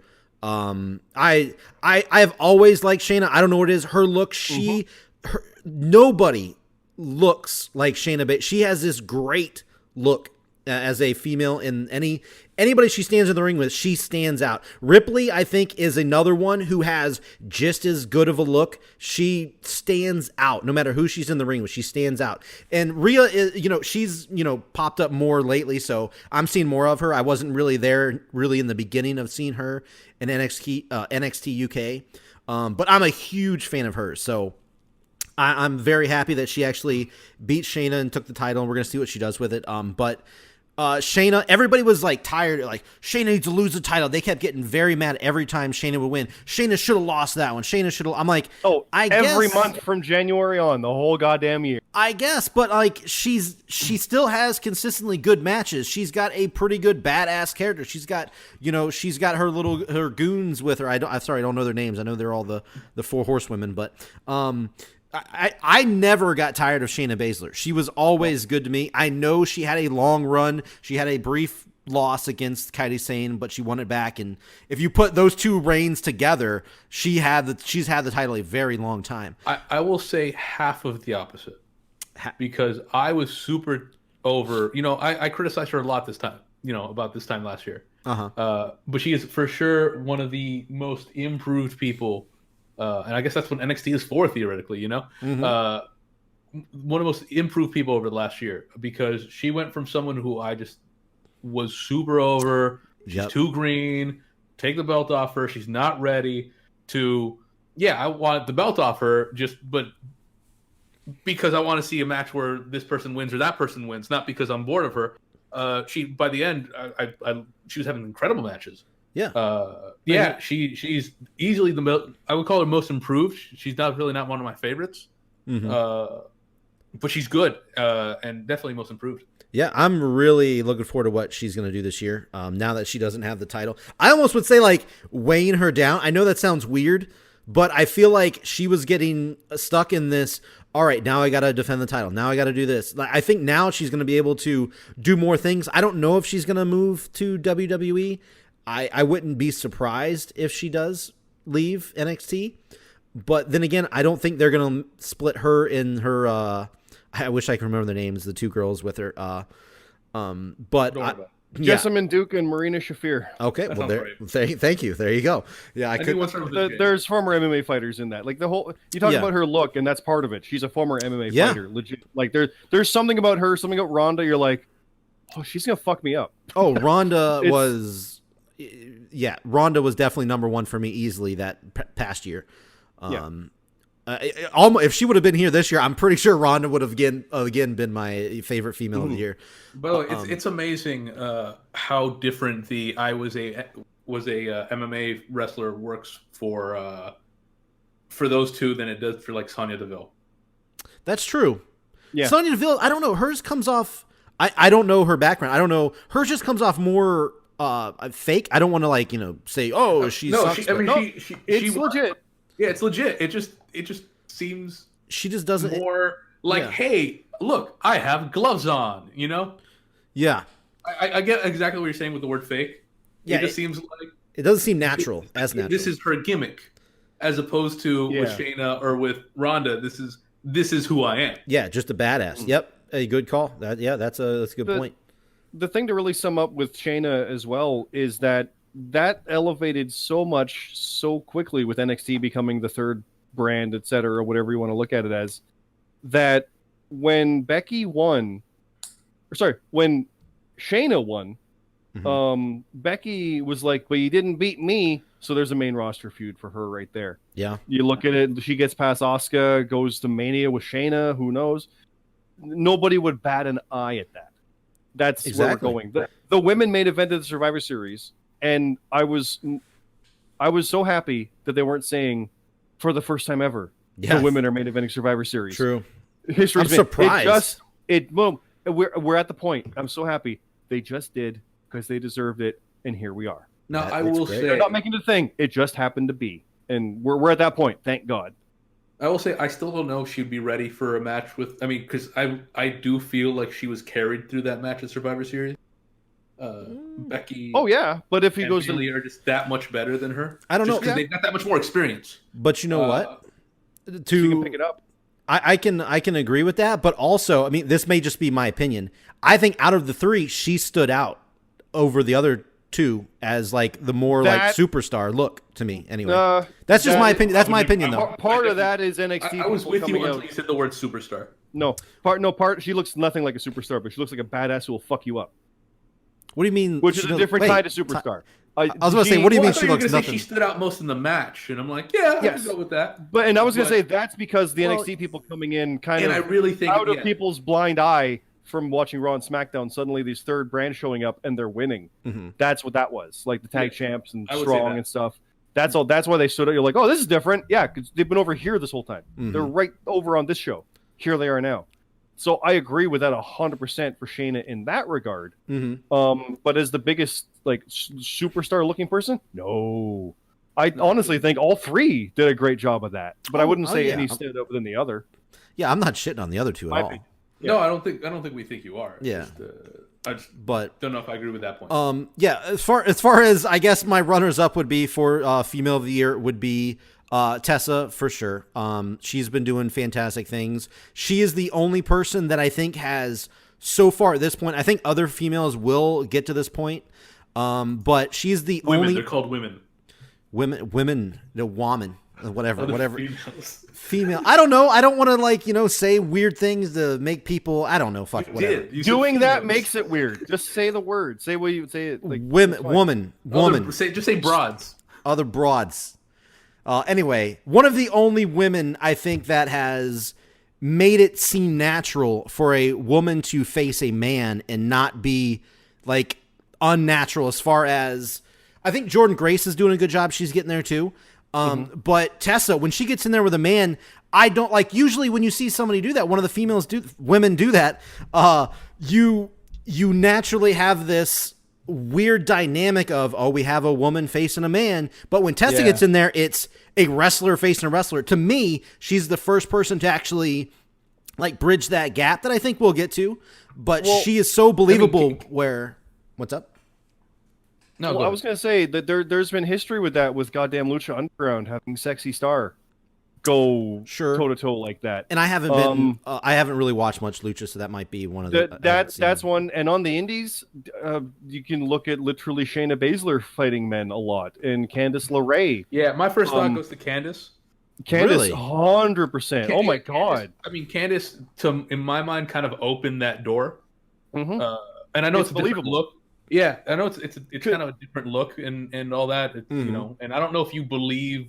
I don't know if I felt it was believable the same way, like that I would expect her to win. Well, like her and Joey Ryan won the tag title somewhere, and the way the match went, it's like there's no way they're gonna win because I mean Candice just can't cut it compared to the guys. Here's the thing, and she's able to survive the whole time, and then actually start surprising you. And oh god, they can't put her down.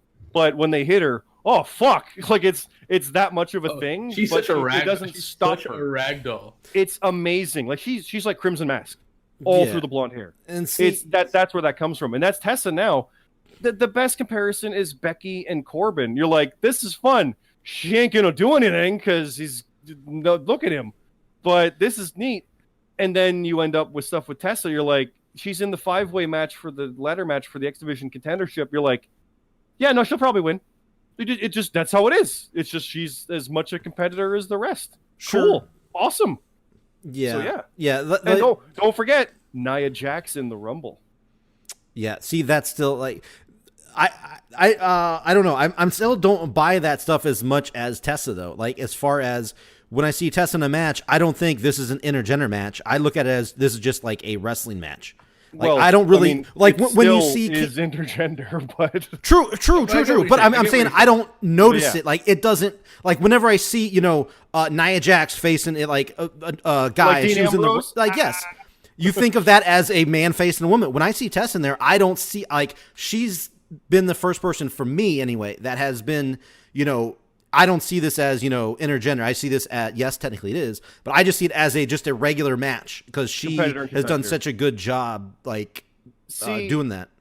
for me, it never doesn't stand out, but it's not bad that it does. Yeah, Sure. I'm going with Scott. That's like I don't forget it Oh, because that yeah. almost takes away from it. The fact that she's accomplishing this. It's Oh, what you're saying is you don't question the fact that she's in there and has a chance, Exactly. which I get, but that I don't forget the fact that this is a woman who's probably going to win the world championship in 2020. Like it's Oh, like, well, of course, yeah. like that's where we are, and she's been able to pull that off, and would be the first Blanchard to do it, and et cetera. It's not like you forget it's intergender. No, the whole point is it's intergender. Yeah. Yep. Okay, so there we go. Those were my my top two there. I don't know really who my third would be. It may go to Becky or someone along that lines, but those are the main two that stuck out to me. I think was Shayna and Tessa. So and I guess Ripley would definitely be in that thing, but she's more of a a late comer to the party for this year. But Yeah. she's definitely in the talk for sure. Okay, well, do you guys got anything else as far as, recapping 2019 that you just want to throw out there before we make our predictions and get out of here for 2020? Why I did- had. Go ahead. No, go ahead. I was going to say, like, what do you think is the biggest story of the year? I mean, obviously, we'll just say it's AEW, but beyond that, Mhm. Yeah, it would be. because that normally is like that. Okay, that's a Trump. But what do you think was the biggest kind of Oh, the thing? well, I guess if you got something in mind, you go first and let me think of one because I haven't really thought of that one yet. Wow, I mean, like we've kind of touched on a bunch of stuff. Like Kofi's the first Oh, black man to win the title. Like I said, I mean, Kofi for me is the biggest thing of the year. Kofi's there. Besides the fact that there's a competitor now. that's the biggest moment for me for sure. Like one single Yeah. moment. Yeah. We've got Kofi with that. I mean, there's every level of different thing from like networks changing, NXT's on a thing. Elevated, yeah. NWA Power is back as a thing. What was it? Fuck. I wrote something down. Well, the more you guys are saying this, the more I do. Because there's. Well, I'll just keep going. We'll get that because I'm kind of on a little bit of a move Go here. for it. Go roll, buddy. Yeah, because I was gonna say like there's new titles. I mean, how much you want to care about the 24/7 of the WWE Women's Tag? For me though, it's probably Ambrose leaving, becoming Moxley, and I will say flat out that nobody has reinvigorated themselves as a brand and made you aware of a name change better than Yeah. John Moxley has. it was so like but- natural, too. Yeah, I mean, yeah, SmackDown's on Fox. CM Punk joined backstage. Blah blah blah. But another one, and it is a legit thing. This is fucking huge. Is Crown Jewel having the women's match with Natalia and Evans? Wow, in that's goddamn Saudi Arabia. that's That's like Yep. that's a thing. Yeah, Yep. we got first time world title holders. We got Cain Velasquez. Blah blah. But that one is like, That's a good call. Yeah, that was Yeah. really. I felt super like. I'm not gonna sit here and say like I was crying and stuff, but I felt But really there were- emotional. I did. It was. it was a moment. You're like, this is happening. This Yep. like they. If you go back a couple years prior, they'd be like arrested for that and worse. Like, what the fuck? And of course, So- like the stuff that drove me crazy, people went online and were like, "Oh, look, they had to wear those full body." I'm like, "Shut the fuck up! Come on, come on!" I said this years prior. It's a start. I know it's a It's a huge start. thing. I'm like completely discrediting shit. The other thing I was going to mean- mention. Sorry, I just want to touch on that match real quick. Oh, sure. Oh, go ahead. Yeah. One of the cool things on that one was how Lacey Evans wore boots with Becky on them.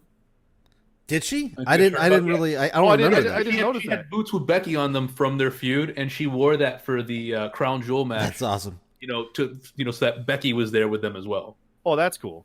And that's, I mean, when you see people doing that kind of stuff, like the New Day have the whole like XW for Xavier, he's out injured.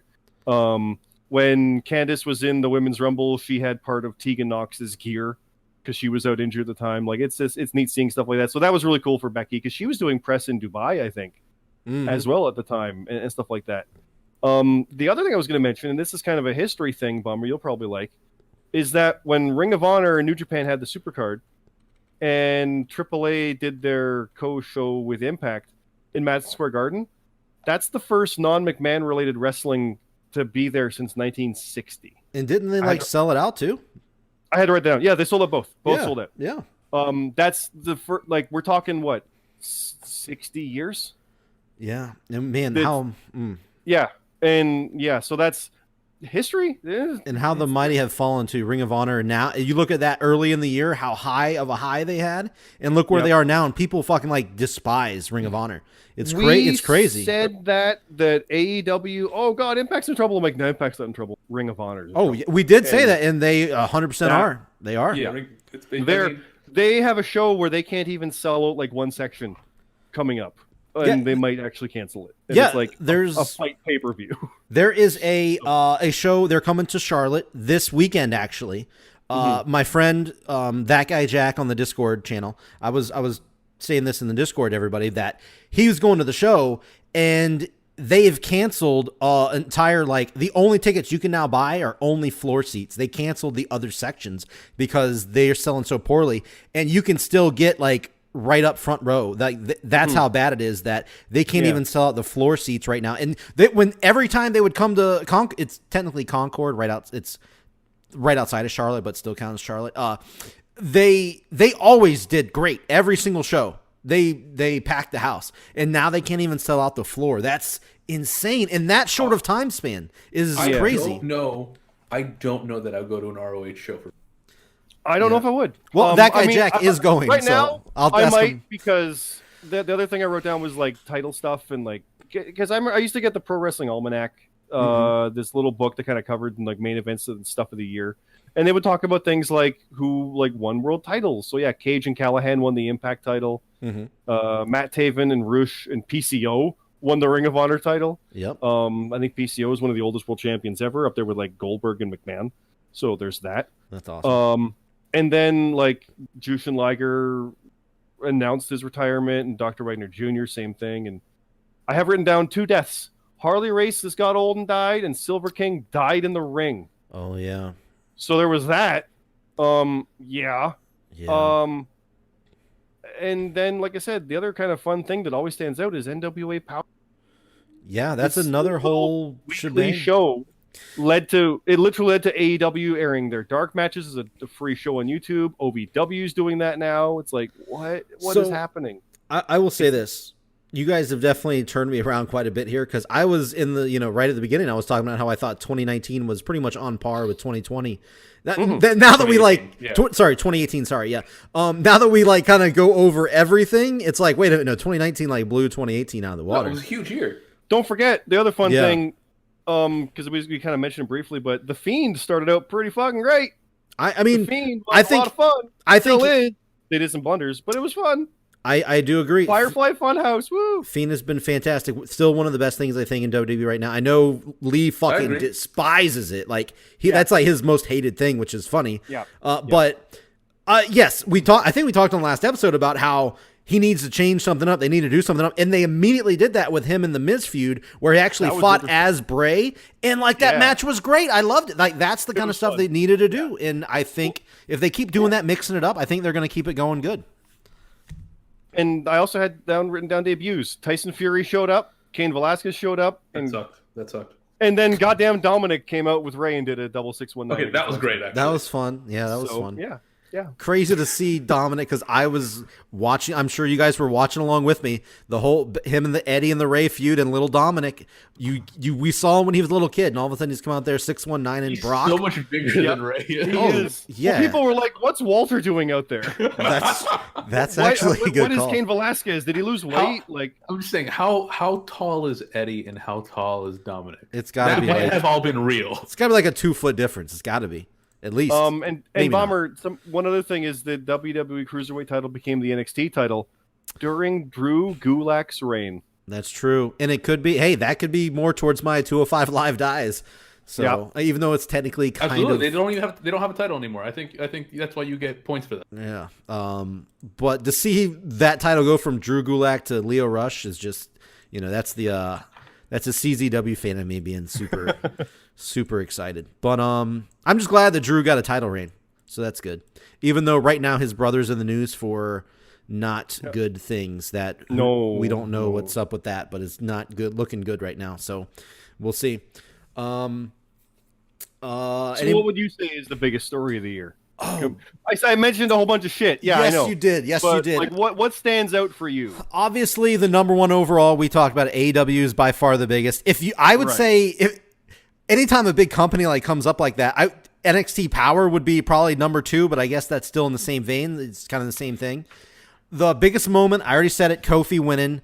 The biggest story, though, man, it has to be Jon Moxley's, resurgence or transition, I should say, from Ambrose to Moxley. I think that may be a little more predictable for me saying that, but I think that has just been so amazing to see this year that it was great.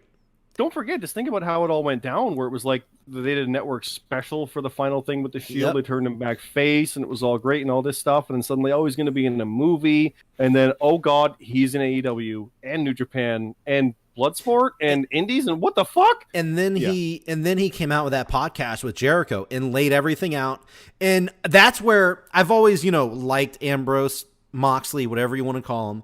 But man, you talk about gaining so much respect as far as like he went through the shit, but he went through it. He didn't complain. He tried to change stuff. They wouldn't go with it. So he just worked hard, did his contract, tried to lasted out through his contract, tried to do the best he could, and then he moved on. That's like super. That's how you do the shit right there. That's how you do it. I really like how he didn't shit. He did not shit talk WWE. He was like, look. Yeah. There were things that didn't work out. It didn't work out. There were things we disagreed with, and that's why I left. It wasn't like that piece of shit company I was with before. Yep. Didn't shit talk anyone. He's a professional. I agree. Earned a lot of respect from me. Yep. So that would be mine, I guess, would be the whole Moxley Ambrose transition. I guess, do you have something else, Rab, that would jump out? It's not a bigger story than anything that we've talked about, but one thing I found interesting about AEW is the effect it's had on New Japan's expansion to the United States, which has kind of died. You know what? I heard that they're not even running a show this year in the United States, or 2020 in the United States. Is that right? After the big show they ran, but after all the big US draws, are all gone. Well, they had that big blunder in Charlotte that I was going to go to that I actually bought tickets for, where none of the Japanese guys, like something happened with the visas, they couldn't come in, and I was like, well, fuck that. That was the whole reason I was going. I can watch these other guys anytime. That was a government shutdown, I believe, triggered that. Yeah. And they couldn't process anything, couldn't get in time. Terrible. Yeah, I'm not saying like that was their fault, like they fucked it up. I'm just saying like that was unfortunate that I didn't even go to that show. I gave my tickets away to somebody I worked with. Yeah, New Japan announced their dates for 2020. They actually moved the G1 to October because of the Olympics. Yeah, I saw that. And yeah, they're not part of the Ring of Honor Supercard for Mania. It's just Supercard of Honor again. I mean, would you have thought a year ago that we said, oh yeah, New Japan, the American expansion just did not work and they basically quit out? No. It's amazing just what you talk about ROH being the biggest loser, and for sure they are, but a big New Japan took a big hit on what they clearly wanted to be a big US expansion. I can see that.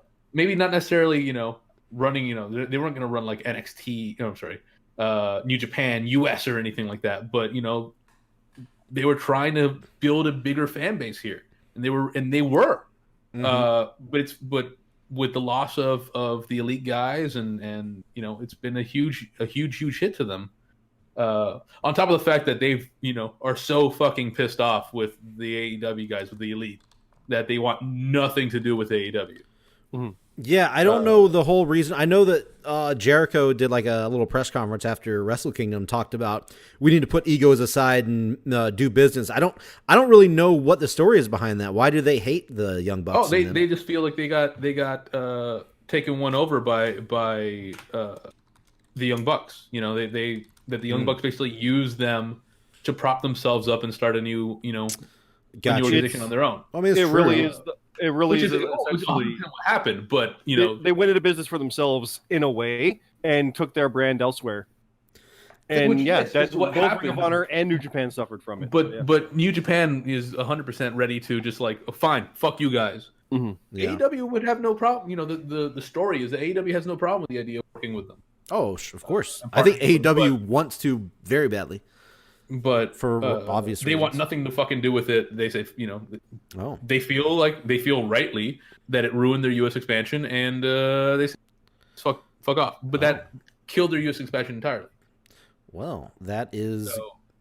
To me, that is not the biggest story, but it's a pretty big story that kind of has gone under the wayward just because of all the other big stories. And that actually makes a very good transition into the 2020 predictions, but I feel like I would, just fail hard if I didn't mention. I said Ambrose was the most talked about wrestler. I think, in my opinion, Ambrose Moxley, most talked about wrestler in 2020, I think. In my opinion, I think he's the most talked about person this year, wrestler-wise. Most talked about person in wrestling, Jim Cornette. I know there's a lot of negative. We're not going to get into it. I know there's Let's a talk lot. about by who. The whole social media world, Nah, wrestling not even community. close. No, I 100% disagree. 100%. Moxley Everyone has been talked about by more than he has. No, well, he's that's a wrestler. I said just in general, like nope. non-wrestler. Nope. Overall, as far as people from wrestling, Well, sure, Moxley, being, yeah. being talked about by people in and out of wrestling, Cornette doesn't hold a candle to Moxley. Well, I know, but he's not a wrestler, though. That's what I'm saying. This is non-wrestler. More people No, talk no, about but I'm saying Shane he McMahon- still more isn't people- talked about more than Moxley. More people talked about a lot of Cornette's been talked about by people in the bubble. People within the wrestling The industry bubble's only. really small. Yeah, Well, I mean, I get it, but I think like almost every single AEW guy has mentioned him. I don't know what like what you mean by small. Like what I'll say here, the way to look at it really is he's dominated the news, yes, yes, but he hasn't made news. Well, He's he been talked definitely about, made- but he's not really. Well, he done- made the news when he Also, got if fired. we're talking about anyone So- in or- wrestling. No, but a Tony big part Khan. of it. Tony Khan Yeah. has been spoken about more than Jim Cornette. Maybe not as loudly, but I would argue probably more. Yeah. I I mean, can there's see no, that. there's obviously no way for us to determine this, obviously, but I don't know, man. I can't not go a day without seeing Jim Cornette's name show up on Facebook, on Twitter, anywhere. I can't go a single go day. But that's every day. just. But those I are go literally every things day feeding. without watching. Same. Well, true, No, but those- I'm always on social media, like going through No, but- stuff and trying to. But I'm- Bummer, I'm those always- are I'm literally always things on- designed to feed you things based on things you see. So if you see a lot of Cornette stuff, you're going to keep getting Cornette stuff. Like for instance, the way I kind of look at how what's talked about in wrestling, at least on the internet, a lot of times is through Reddit. After the blunder from Cornette earlier this year, Yeah. that was the last time I really heard about him. Honestly, that's not a big topic of conversation anymore. A big part of Interesting. the stuff with Cornette, and a big part about the stuff that's been said about him, and the at least, I mean, he made the joke. We talked about that on the podcast once. Sure. We did It that. was dumb. And he sued the guy and got the shirts taken down because they G-Raver. used his likeness. Yep. And people were like, "Oh, he should be able to do that anyway." Though it's like, no, you can't use someone's likeness without permission. Yeah. You No, can do a parody of just simply a face, like a blank face and glasses. Could do that. and you know He what? could've done that. And you know But that's what? not his likeness. But people are literally going against him, saying, "But he's in the wrong for this because G Raver needs the money." Yeah, but you can't do things that you can't do, and he's in the right for doing this, and it's his intellectual property. And that gets in the news because people just talk about it not knowing what they're talking about, just like all the contract stuff that we talked a lot about too. They should let him out of his contract, or you abide by the thing you signed. That's how a Exactly. contract works. True. So Yeah. it's a lot Just of for that. the Like Harper's been in the news more than Cornette, if you want to argue. Oh that. my For God, I always having that come. highly disagree with that one. The average wrestling fan. I'm not talking about, real diehards or whatever. I'm not talking about people who listen to this Oh, podcast. of course I'm talking not. about Us. The average wrestling fan has no idea who Jim Cornette is. So how can you say he's the most talked about person in wrestling? In social media, I stand I stand by it. Most people on social Moxley. media are talking about WWE. God, you say Moxley, goddamn! I'm talking about non-wrestler here. Obviously, Moxley. Yeah, no, yes. I'm saying it doesn't matter. Even if you take out. Most people who talk about wrestling are talking about WWE and now AEW. No one is talking about Jim Cornette. That's The- not I don't that's know- not I don't know how to tell you, but that's not true. I don't know. No. That's Outside not of the true. bubble, people don't know. The who mass Cornette majority is. of WWE of people who are talking about wrestling on the internet are people from India, people from talking about WWE. It's not diehards who talk about what happened on fucking I don't know, man. NWA commentator. I mean, I don't know how active you are in social media, but You're talking about No, diehards. that's The his average point, though. wrestling fan is not a diehard. I think his point is he's not active on social media and he doesn't see it. That's the point. He's not coming out of that bubble. well, then I mean, I don't know. When I see just wrestlers, like just I don't know. I don't know what to tell you.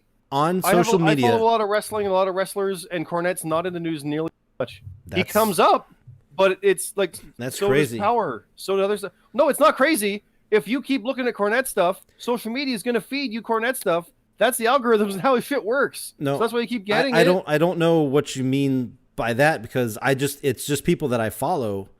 And Yeah. So if you follow a circle that talks about Cornette, you're going to get Cornette stuff. I don't follow that circle. I'm not getting it. Interesting. Okay. No, that's how the bubble works. That's literally the way of a bubble. I mean, I don't. You're in a bubble that follows and talks about Cornette. I am in a internet. I'm not. I don't get it. So you're not in the internet. So you're not in the internet wrestling bubble. I am. I'm just not in the one where they talk about Cornette. Exactly. That's my point. It's not just internet wrestling and not internet wrestling. WWE, AEW, NXT, things that I follow. Even New Japan stuff works in there. Yeah. I have not seen anything about Cornette in months. Wow. No, the new shirt came up around Christmas. I remember that. So you don't know anything about this GCW like exchange between two wrestlers in GCW about how they were like doing a choreographed move and all that kind of like sequence and all that. You don't know anything about that, neither one of you? What are you? When was it? Couple weeks ago. I'm not sure. Who was it? I'd have to look up the names. They're two indie guys. One of them, I don't know why I can't think of his name, because he's a very popular CZW guy. I think I know what you're talking about. It was like the most talked about thing. going It was like the through most talked about thing. Wait, what? No, I remember someone coming up saying this was a very cool sequence, if it's what I'm thinking of. It doesn't surprise me that Cornette probably commented on it, but it wasn't Cornette news. It was indie wrestler doing a segment move, and it looked cool. If someone sent it to Cornette, of course they did. They sent him Eddie Edwards getting bashed with a chair by Callahan. They sent him everything, and he comments on everything. There is someone who's going to be listening to this podcast. Jordan Oliver. No, Vince Russo's the most talked about person, because that's the one that they end up getting all the time. If you bubble yourself a certain way, yes, there's certain people who in wrestling who were big, 10, 20, 50, 30 years ago, who talk all the time.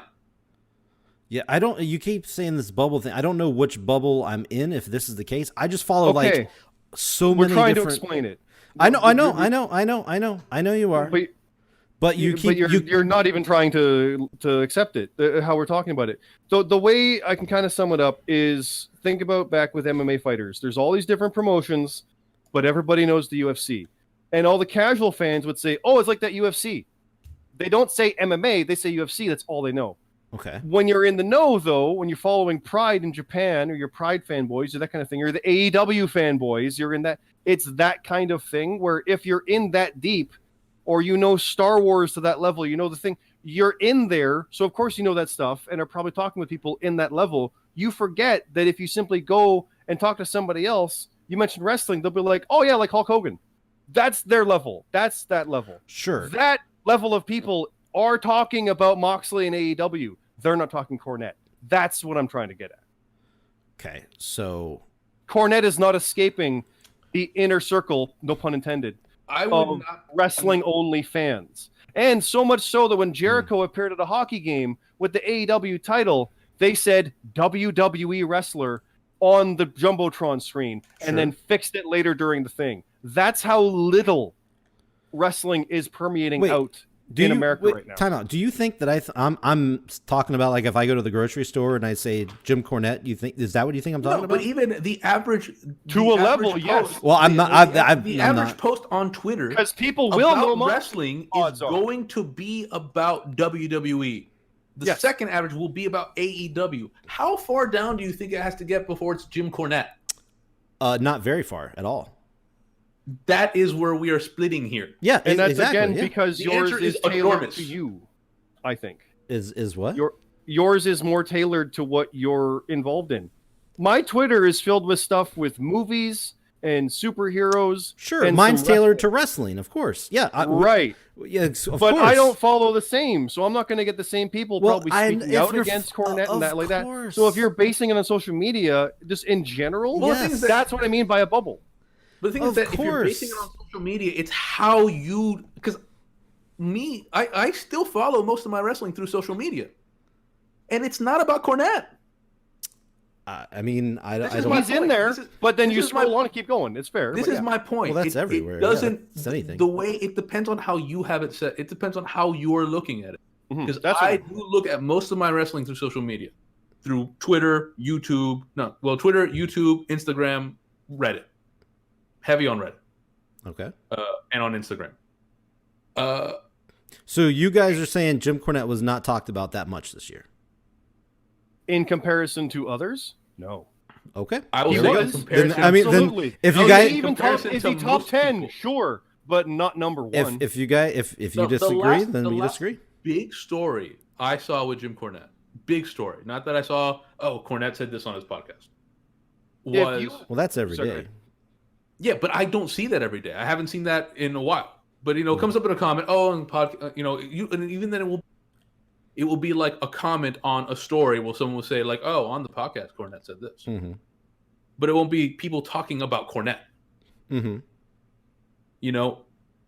It takes a while to see much Cornette. Okay. The way to look at it, Bomber, is you're trying to say it's a factual thing, then just provide the numbers and they'll back down. But I don't believe that he was that talked about based in the overall of social media. If it's in the wrestling only media of people who want to talk about Cornette, yeah, it's up there. Even then, Dave Metzer would be the most talked about non-wrestler. You're right, actually, yes. Just for the record. He's up there with Via- Cornette. Yeah, he's up there with Cornette. Yeah. No, he's on there probably more because he talks about Cornette, so he's making the news more than Well, Cornette. they're Cornette friendly. doesn't Well, talk they about him. actually they were friendly. They Yeah. just recently had a falling out. It's literally a case of we're arguing who had more and who was more clicked, and that can all be found out. So we can just kind of walk away from it at this point. But like I said, well, I didn't know that, but because it's literally a case of who made the news more is what you're trying to say. sure. Yeah, I was just saying. In my feed, I pop up Facebook, I pop up Twitter.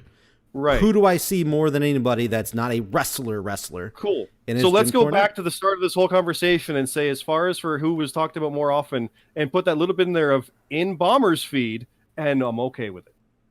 Okay. Because There what you you're go. saying is not everybody, it's not social media, it's not across the board. Well, it's your feed. of course I can't see your feed. Of course, obviously. But I'm that's been my point. That's I'm like, he's not the top. okay. Because he's well, not.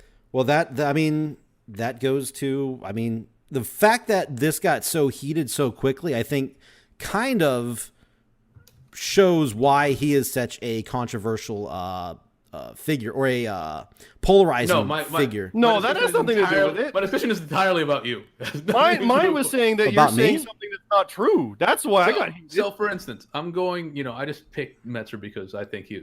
So He's definitely I went out on- there. Yeah. I went on Google Trends Mhm. Okay. and I compared Cornette to Metzer. Google Meltzer, Trends. you spell it right?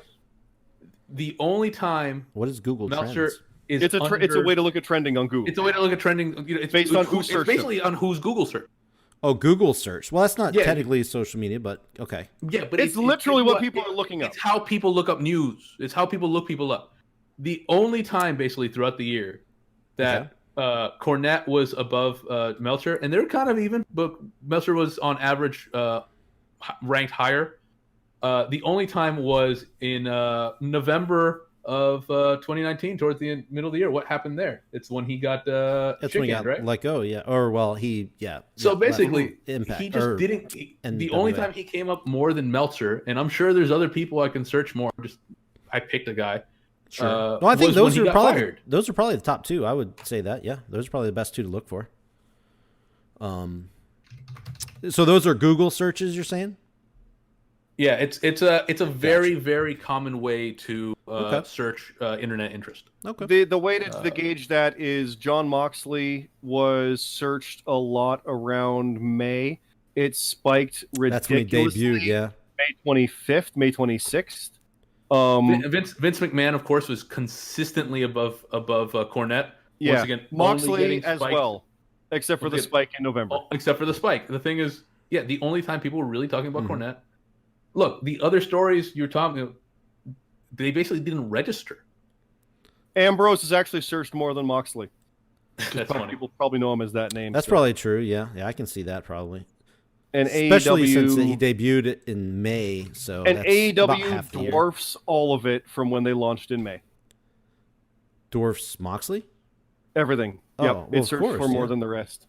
And WWE triples all of it. Oh, well, no doubt about that. And yeah. you can see the spikes every pay-per-view. Boop, boop, boop, No. boop, boop, boop. I bet. Yeah, yeah, because people look for like the cards. A fun one is if you look up Michael Cole, it's basically at the same level as Jim Cornette.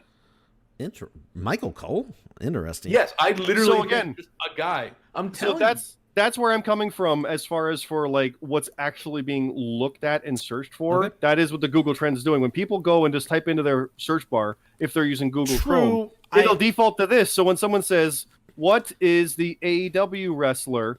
it's gonna load that up, and now I have those words trending, and that's how it But feeds. That's what I'm basing all this on. I You gotta agree with realize what is- you're saying, but also that's different than what I'm talking about. I do agree. It's not, though. Obviously. No, No, but you're saying who's talked about most This online. is a- This is who's talked about online. This is an extremely common meaning way Twitter, to measure I'm this. I know meaning you social know a lot media. about Google if Trends. you just mean Twitter only, there you go. Well, in Facebook. No, yeah. if you just talk about your Twitter only, because this And is a pretty Facebook. good representation on what is being looked at and talked about on the internet. It's very, very, very common way to track this. Oh, I mean, And I say this as someone who like I've taken classes on this. I'm I not have a- disagreeing with you that he. But I'm saying I mean, you this got is the sad, numbers but right there. this is Jobber Radio has not got enough to be. Jobber Radio needs to. Why step would up. yeah? Jim Well, Cornette? Jim no, Cornette's getting here's beating us. here's the thing. However, by the way, Bomber trends pretty good most of the oh, time. I bet it does. I bet it does. I'm probably Mostly higher about than you, probably. I'm probably higher than Cornette. I might be actually. on a list now for searching Bomber, but Probably. Yeah. No, actually, sad thing about Jobber Radio specifically, man, we have a prediction league, right? And God bless everybody that's in that. They're all awesome. I like them. You know, we're doing our thing. But we have people that created Twitter accounts for their, prediction league characters, and they have more followers than our Jobber Radio account, than our podcast. Mm-hmm. That's obviously I suck at. I'm trying to do my best as far. I'm active like every day. I'm retweeting. I'm tweeting. I'm doing stuff. Man, I guess I just fucking suck at social media. Period. But and maybe that's why Jim Cornette's popping up more than anybody else. Then who knows? But either way, yeah. If you guys are listening and you don't follow, hey, throw us a follow. We're at like 298 somehow. We've been around for fucking 20 years, or we're at 299. I guess we gained one follower since I looked earlier today. But who will be 300? yeah, yeah, we'll be now that we post this. I guarantee you. I look tomorrow. We'll be at 285. $10. 10. No, that's how our people, they are kind of dedicated, but they also like are dedicated by like kind of crapping on us, which is, that's kind of our, if it's anything, it's our gimmick because we're Jobber Radio. But I don't know. It's a weird love-hate, usually hate relationship there with our peeps. But yeah, I actually didn't, when I brought up the Jim Cornette thing, I didn't think that was going to spawn into a whole thing. I just thought that was such a big part of 2019 that I wanted to bring it up before we went to our predictions. But that spun out of control, which I expected that. I should have expected that, I guess, with Jim Cornette coming up. So I guess the thing though is it didn't spin out of control because it was Jim Cornette. It had nothing to do with That's Jim not Cornette. why it spun out of It control. would have been It was the because exact discussion if you had said, and it's not No. because it's you. I think it's It's because it was like we can compare this with numbers, and I don't think you're right. Is what well it was. we can't compare. Sadly, we can't compare it with numbers. we But did just now. I know, but you're. Yeah, but I don't like those numbers. No, We no, went based on I agree this- with what you said, but it's a different. I said social media. I said It Twitter, isn't, though. Facebook. But this Oh reflects my lord! that. is what Are I'm you trying sure? to If it explain does, to you. if it does, then okay, then yes. Either way, I agreed with the Google search stuff, but I thought that was just Google searches, which is completely different than social media stuff. But if it does include that, then yes, then there you go. Now, But- as far as for who, I guess not, because the way I guess it was the way it was worded, and we always get into this. I just wanted to before. point out that he Was- was super talked about this year. That's literally my point, and I guess The thing is maybe that I was worded trying it to point out wrong. That he wasn't. Well, then there you go. And that's where we disagree, and that's fine. We can disagree. I seen so much Jim Cornette, and if you didn't see any, that's fine. I just see so much Jim Cornette. Yes, I am more in depth into wrestling, following people and stuff like that than you probably are, and that's fine. Here's the thing too, though. If the G Raver shirt comes up, okay, I'm counting that. That's one thing. If people talk about that for 2 weeks, it's still just one thing. It's just being talked about a lot. That doesn't make it like a lot of news. That's people still talking about that one thing. that is part of what I'm quantifying here as well. Oh no, Jim Cornette has another. There's like a topic every week with Jim Cornette. That's the thing. It's not. I know one about big... when he got hired onto Power, when he got fired off of Power, and the 2 shirts, and then launching the 2 shirts again. Yeah, And probably a Spot Monkey thing from early in the year. when he got fired. If there's off of something And since there's Christmas, I have no idea. There has been. It's literally the Jordan Oliver stuff that I was just talking about. That was the only thing the only thing that made just any spike is him getting fired. I understand. So is he being talked about? Sure. Is it noteworthy? No. I'm being talked I guess about that's by the way you to guys look at it. So right now. There you go. I'm not. I'm saying if you had said, but it has nothing to do with Cornette for the record. I don't even know why if we're you still had talking said about this. Bruce Pritchard, if you had said my dad is the most talked about,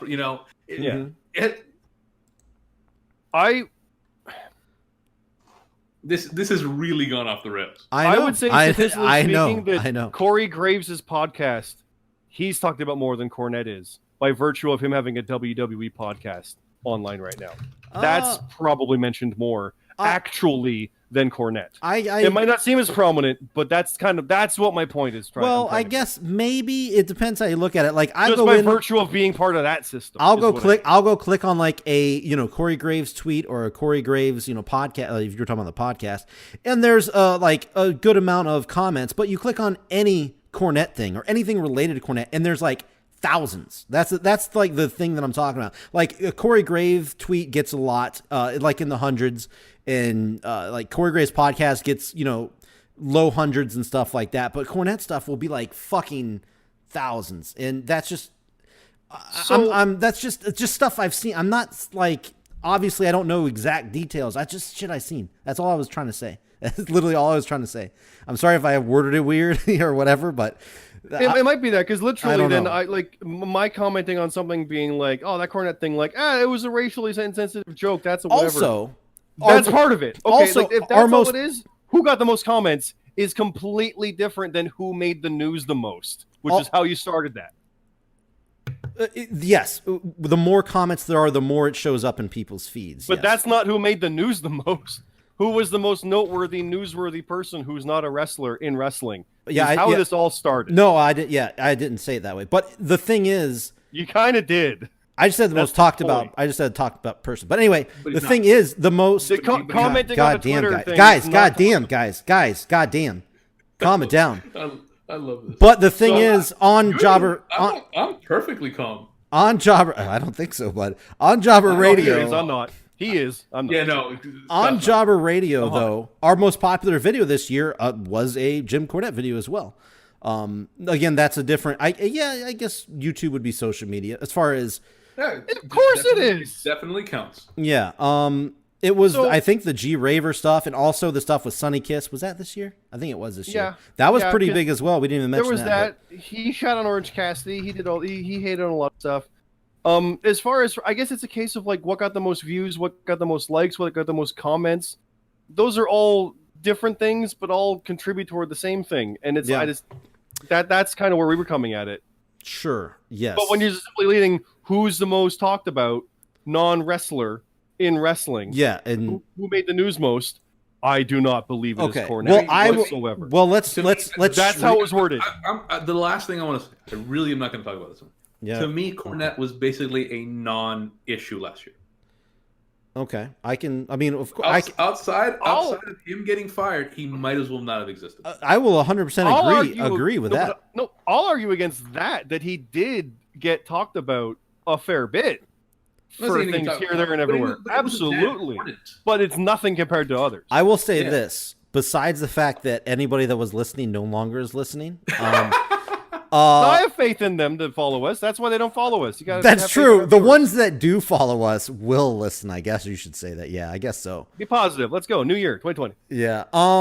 You know what? I actually failed doing that. Last time I think I did I gave numbers on how we did at the end of the year, but I kind of failed on that one. But anyway, let's go past this. There'll be all time to talk about Jim Cornette stuff next year. Which I'd really rather not. don't. Hey, you say that, but if you probably go back and listen to our podcast, he's probably the most talked about person on our podcast. But I mean, he's definitely not. But anyway, I'll argue Baron Corbin is talked about more than he is. rightfully It's so. close, but I think Corbin actually. And only one of those people have me blocked on Twitter. Let's go. I will say this: I never talk about Jim Cornette. And that's probably a good idea. It's probably a good idea. So let's go on to our 2020 predictions. Let's close the show out here. Scott, let's go with you first. Give us a regular. We'll do bold predictions after, like crazy, like more, out there predictions. Give us a 2020 prediction. Doesn't have to be crazy. I'm gonna type this up so I don't forget it next year. How many are we doing? Just we'll do just We were all over before, so I don't know. we did two or three. We'll just do 2 or 3. Okay. As far as for a normal prediction, Yeah. and this is how much I think this is actually a normal thing. I think Okay. Tessa Blanchard's going to win the world title on Impact. Tessa Blanchard, world champion. That'd be first women's Now- world champion ever, right? Of any, First women's world champion. There you go. It might not be hard to kill this weekend, but I think she is absolutely going to win that title. Okay. She's going to win the world title at some point. I don't even think that's out there because, like, people are like, yeah, she's probably going to win. I agree with it. Yeah, definitely. All right. That's a safe prediction, I think. That's how solid that is. So let's jump over to Rab. Rab, give us a prediction for 2020. What will happen this year? This is just a regular prediction. Yeah, regular one. Say Andrade. Say God Andrade. damn Say it! Andrade. Don't you say it. Bobby Roode. So only one. We're not doing Well, multiples. we're gonna jump we back. are. We're gonna We're going jump around. back and Okay. forth. Yeah. Okay, give one. Yeah, one right now. Keith Lee will win the North American Championship. North American. Okay. Keith Yeah. Lee will. Oh yeah, he's going to win that Win fucker. North- I'm not saying it's a super hard prediction, Title. but Sure. hey, man, talk about a guy who I got super into this year. Okay. Dude, that Survivor Series was so good. Keith Lee, a person who I did not care anything about at the beginning of last year, Okay. Well, really exploded on the scene in NXT in the last year. he's done. Yeah. Well, we didn't really talk about him enough. I think he's done a fantastic job. Mm-hmm. Okay. So here's one of mine. Mine's a little more outside the box. Killer Cross will sign with WWE and debut. He is for those that don't know who Killer Cross is, he was an Impact wrestler, but he's kind of on the indies right now. I think he's going to be signed by WWE and debut at some point this year. So NXT incoming. Yep. It could, yeah, it could be. Do you count NXT as debut this year? I do now. On WWE? Yeah, definitely, would. definitely. Okay, yeah. no, just making sure. Yeah, He'll join the either- company. Yeah, either Yeah, one. I really think he'll be on NXT, not on. I agree. I can see that. Yeah. Scarlett's already there, so Yeah, exactly. Yep. it's a matter of time. Yeah. So that's a one pretty of good prediction. Yep. So Scott, what is another one of yours? Another normalish one. Yeah, normal one. We'll do like 2 or 3 normal ones, and then we'll do a bold one. Okay. Or if you don't have one, I can go to Rab if you got one. No, I'm just trying to ponder all the stuff we've talked about, all the stuff that's going through. Because I don't want to be like this person wins the title, because like we had other kind of weird other predictions, right? So Sure. like, Yeah. people joining. I like cross joining. That seems like a safe bet, and so Morrison's already there.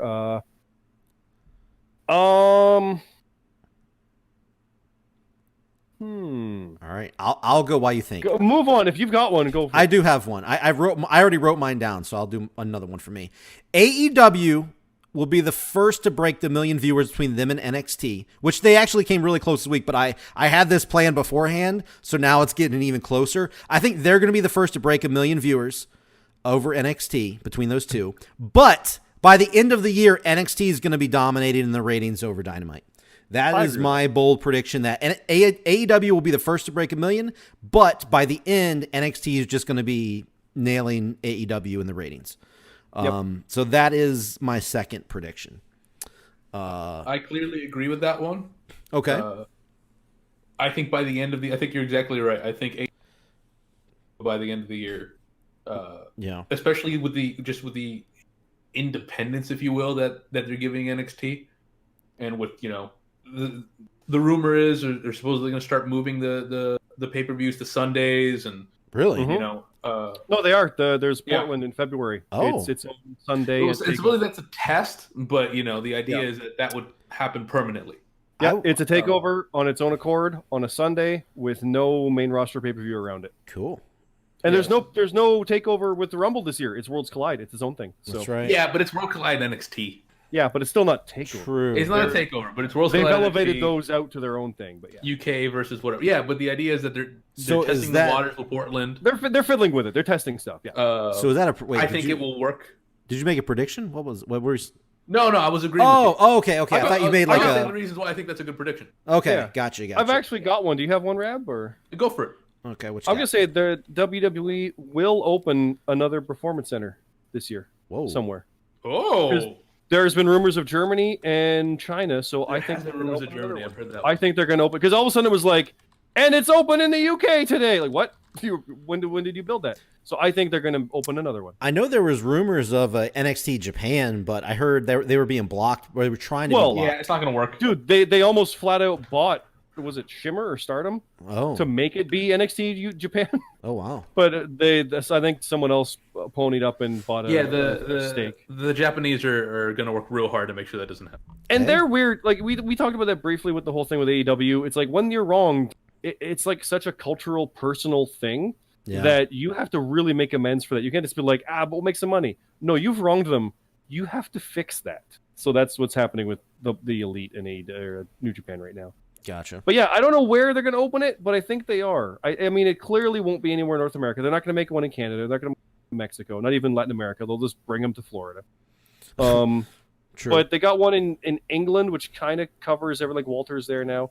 I think it'll probably be a China one or something like that. But they're going to open another performance center somewhere. All right. I'll say Rab. specifically performance center, not like a train thing. It's a performance center. Okay. Rab, what you got? You got one yet? Yeah. Which one was I going to go with? Andrade. Yeah, Andrade. God damn it. I'm going with it for real. Andrade. I think Scott was right. I think I was a year early on it. So you're going And I'm world champ going with it again. Andrade will win one of the world titles. Okay. I'm typing it right now. Andrade will win world championship. Okay. I'll go for another one. I'm going to go with a person winning a title here. I'm going to say Lacey Evans will win one of the women's titles this year.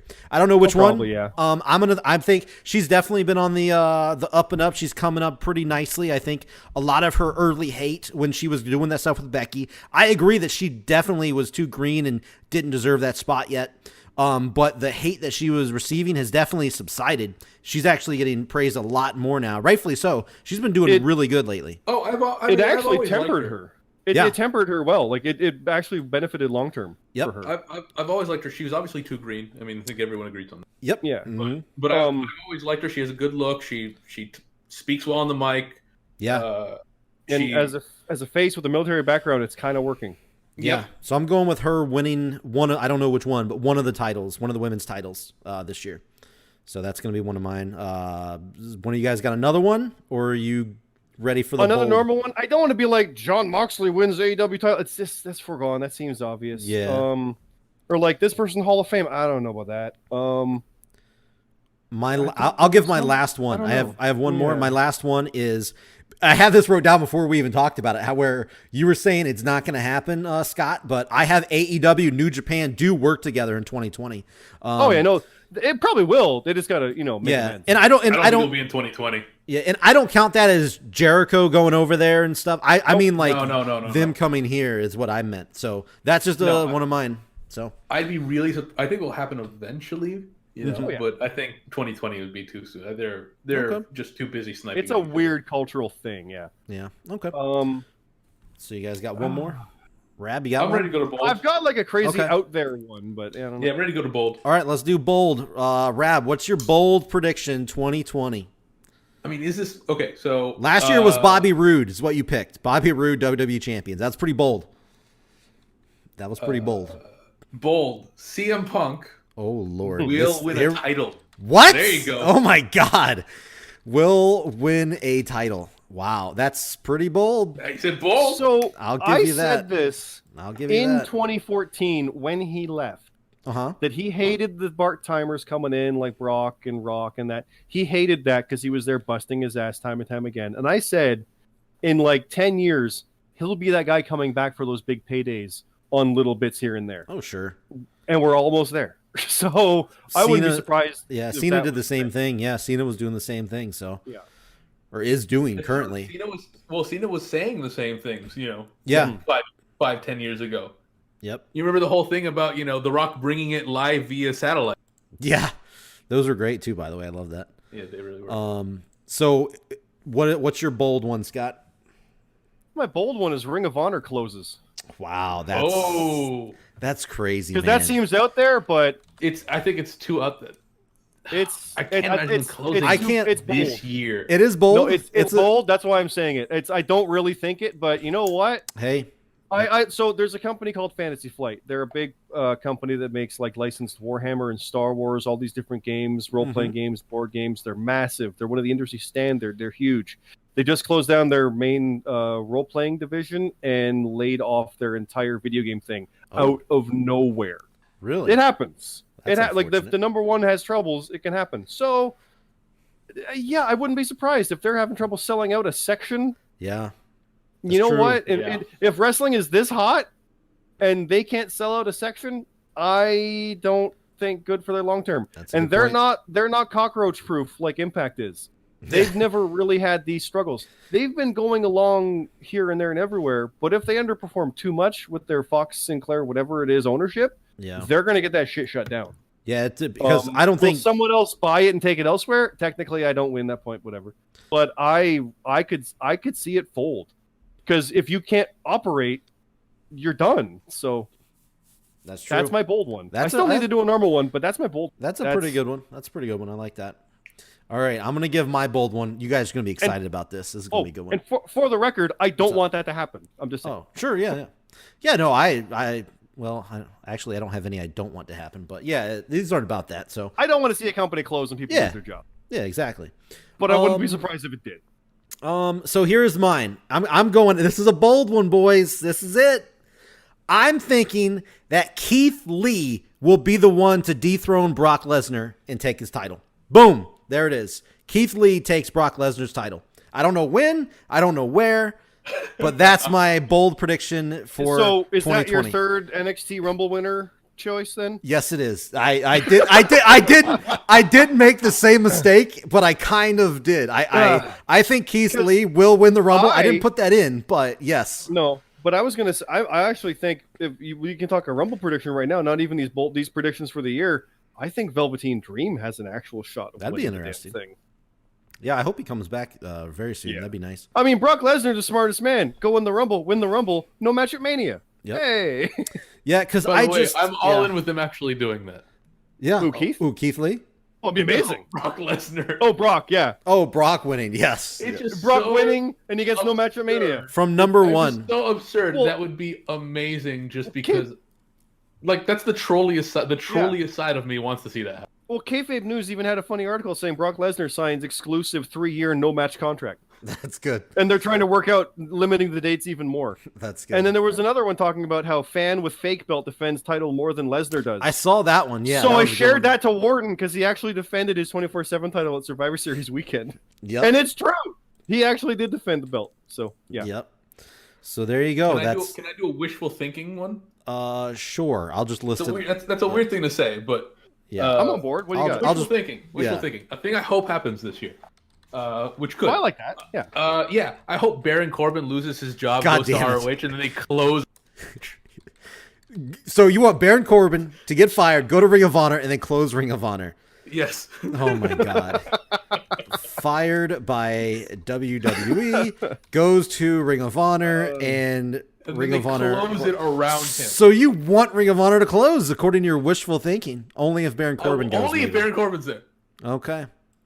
All right. Otherwise, I don't care. You're the worst. You're the worst. Yeah, I guess I not think as bad as Corbin, though. So I guess there you go. Did you have any more predictions, Scott, before we close this guy? See, there's just the obvious stuff. Like I think Eli Drake's gonna win the NWA title, stuff like that. But I don't want to just pick title stuff. Like what could happen? Who could debut? I'm trying to think. Yeah. Uh, Question mark will be Yeah. the face of NWA. He is already the face. What are you talking That's about? true. He kind of is. He kind of. Rab, do you even know who Question Mark is? No. Oh, Dude, NWA Power is the shit. You need to look it up, man. Just look up Question Mark NWA, and you'll. It's hilarious. It's so great. I admit I just scroll right past NWA. It's cheesy, it's corny, but it's like amazing. So I like things that are cheesy and corny. I've got no problem. I should check it You'll out. like it. It's a great quick Yeah. hour. It's really good. Yeah. yeah. God, I feel like I'm kind of forgetting something I thought was going to happen forever. The only other thing I can think of is Taya Valkyrie will eventually join WWE, but I don't know how long her contract is, so I don't want to predict that. Yeah, I don't know anything about her contract. You're right. I don't know. Yeah, that seems like an inevitable thing. I'm just gonna add it just because you said it. Yeah, just throw that in there. That's the wishful thinking one. That's my wishful thinking. Oh, okay. There you go. Yeah, Gotcha. put that one in. I've been thinking that Ronda's probably going to come back to rematch with Becky if they don't God. just do Shayna out. Oh, I really think she's coming back this year. I Like wish. she's gonna, I hope. she wins the Rumble to go face Becky. Now we're talking. Put that on. Put that down. Oh, see, Ronda wins the Women's Rumble. Do that. is that the bold or a regular? No, that's a regular. Fuck it. Oh 'Cause God. Becky Actually, still talks about that match today, wanting a one-on-one. Ronda wins Royal Rumble. And she hasn't said she got pregnant yet, so there's her year of whatever is fine. And I'm not putting this as my predictions, but I don't know if we're going to do another podcast before Royal Rumble comes out. I don't know if the timing works out, but I think Charlotte's going to win the Rumble this year for the women. I think it's going to be Charlotte. So Yeah, I wouldn't be surprised, honestly. I yep. can see that. I know she's like one of the only ones announced, but I think that this is going to be her year because she hasn't won it yet, and we know it's Charlotte, and she's going to win the shit at some point. People can hate on Charlotte for getting all these accolades, and she doesn't deserve blah, blah, blah, blah, blah. But that's how you make legends like Michaels or Flair.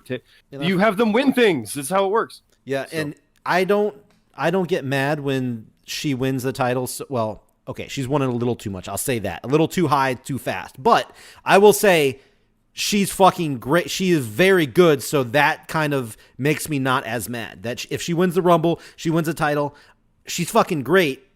I don't know where the she doesn't deserve it kind of shit comes from. If you're good, then I think you do deserve that shit. It might be the case the same that we see with Becky now, where it's like Sure. the opponents might not be as great, so it's like she does her thing. It doesn't matter. It's always a win. Blah, Yeah. blah, blah. Why do I care? The only thing It with might just be her- not as prominent because people didn't like it because she was kind of a heel at the time. So, man. Yeah, the only thing with her is just I will say she's got too many too fast. I will say that, I think, but it's debatable. But anyway, all right, guys. I'll give an interesting one real quick. I got one more too. I just thought of it. Okay, go. So on. it's a quick fun one, but yeah. All right, go. Yeah, Rab first. What do you got? There will be a UK WWE pay per view. A UK. Wait. Yeah. Oh, a WWE pay per view in the UK. Yeah. Like a backlash or something. Over Yes, exactly. Okay. Gotcha. All right, put that down. What do you got, Scott? There will not be a WWE UK 2K21 video game. Oh, hey, they good- will good skip a call. year to fix it. Really, you think so? I didn't play it. I've heard. There was a bug in the 2K20 that once the new year hit, it didn't know what to do with the year 2020 and didn't work for a day. Yeah. You're kidding. Nope. No. 100%. Everybody was posting videos and images of their game saying like giving an error. Like I've played the last couple. I didn't play 20 yet, but you can literally look at some of the stuff, and the company that was doing it for like 20 years left to do their own thing, and the company that took it over had no experience with it and didn't know what they were doing and shoehorn, and it's bad. There's a series called What Happened by the Super Best Friends, former Super Best Friends. The video is amazing. They talk about it and like this is where everything went wrong. I'll have to check that out. Yeah, I'll send you the link, Bummer. It's just fascinating. So yeah, I don't think they're gonna make it because they're gonna skip a year. That's And- pretty bold right there. Yeah, because That- I would that- almost give me- say that's a bold because they one. might just do it anyway. Yeah, Yeah. give me a bold on that. Because that's money. Because you know how they are with their fucking. They want that Yeah, money. but okay. So here's. The I agree. context. It's smart. I think In it's the smart. video game realm, it literally is the biggest bomb of 2020 or 2019. I've heard that. So I've heard that. You're gonna buy the next one? Fuck no. So I don't think them launching a 2021 is in their best interest. Just fucking wait a year, figure it out. Yeah. And EA did that with NBA Live. They actually skipped a season because their shit got broke. So Yeah, but that game wasn't very big. I wish yeah, more but games it's would do same that. thing. Their shit got broke. They skipped it. They could have done the annual installment and didn't. So I wish more fucking stuff. If it's not ready, fucking don't put this shit out. Delay it. I didn't realize that you Any gaming didn't that make is. that game. yeah, Oh, no, they did not. I they know- yeah. co-made the last one before it, and they just didn't outright do this one. And I believe it. oh, you know what? Nah, I'm not gonna put it as a prediction. But today, Kenny Omega did a like an AMA basically on Twitter, and somebody asked him, "Hey, what's the deal with the AEW video game? And are you gonna release any details?" He says, "Not yet, but hopefully soon." So boom. AEW, I don't know if they're going to hook up with Ukes or whatnot. I don't know. You know, who knows what they're going to do, but AEW game could be coming on the horizon. So Yeah, Ukes is working on their own independent thing. Yeah. Wouldn't surprise me if they got involved.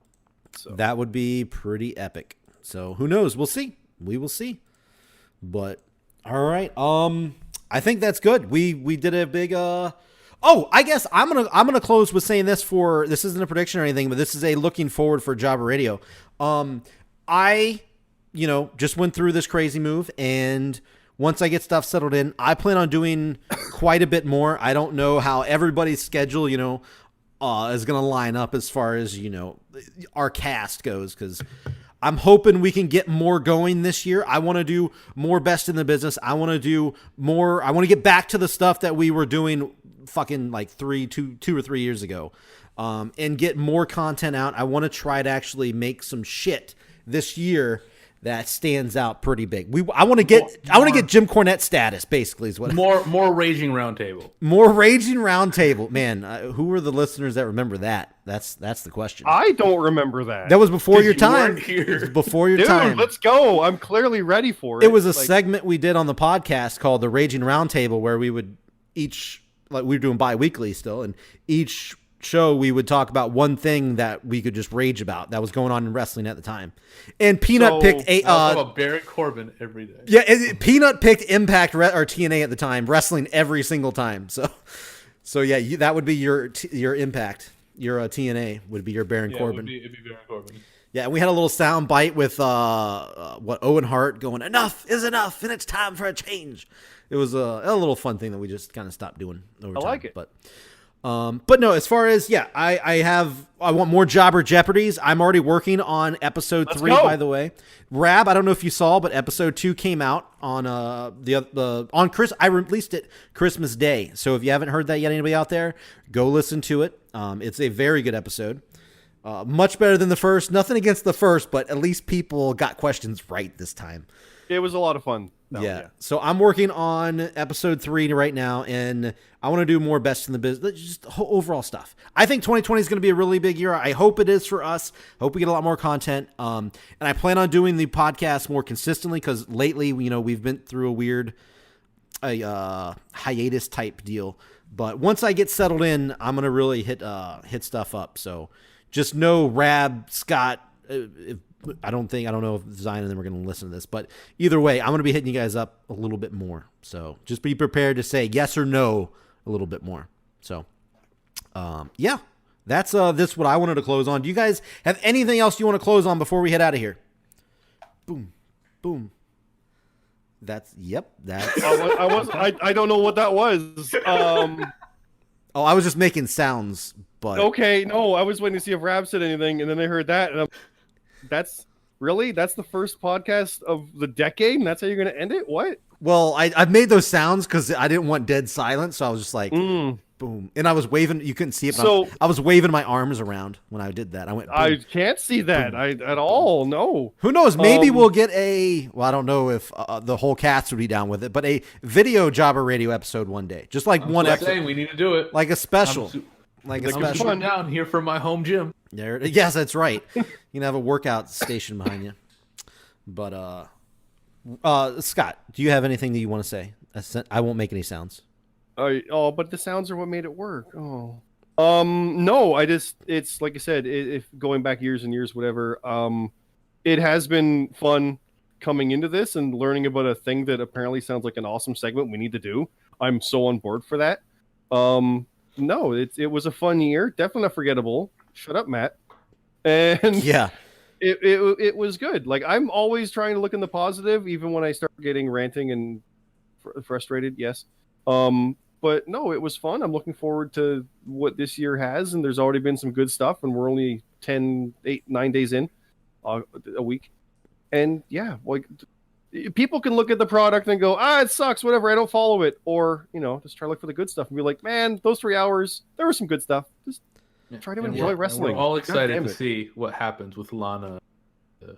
Hey, I said we would talk about that earlier. We didn't, but and now we are. No, the we won't. story that ended the decade. No, one. we won't. We'll talk about that on another podcast. But I will say right here, just the quick, I don't hate it. That's it. That's all I'm gonna say. I don't hate it.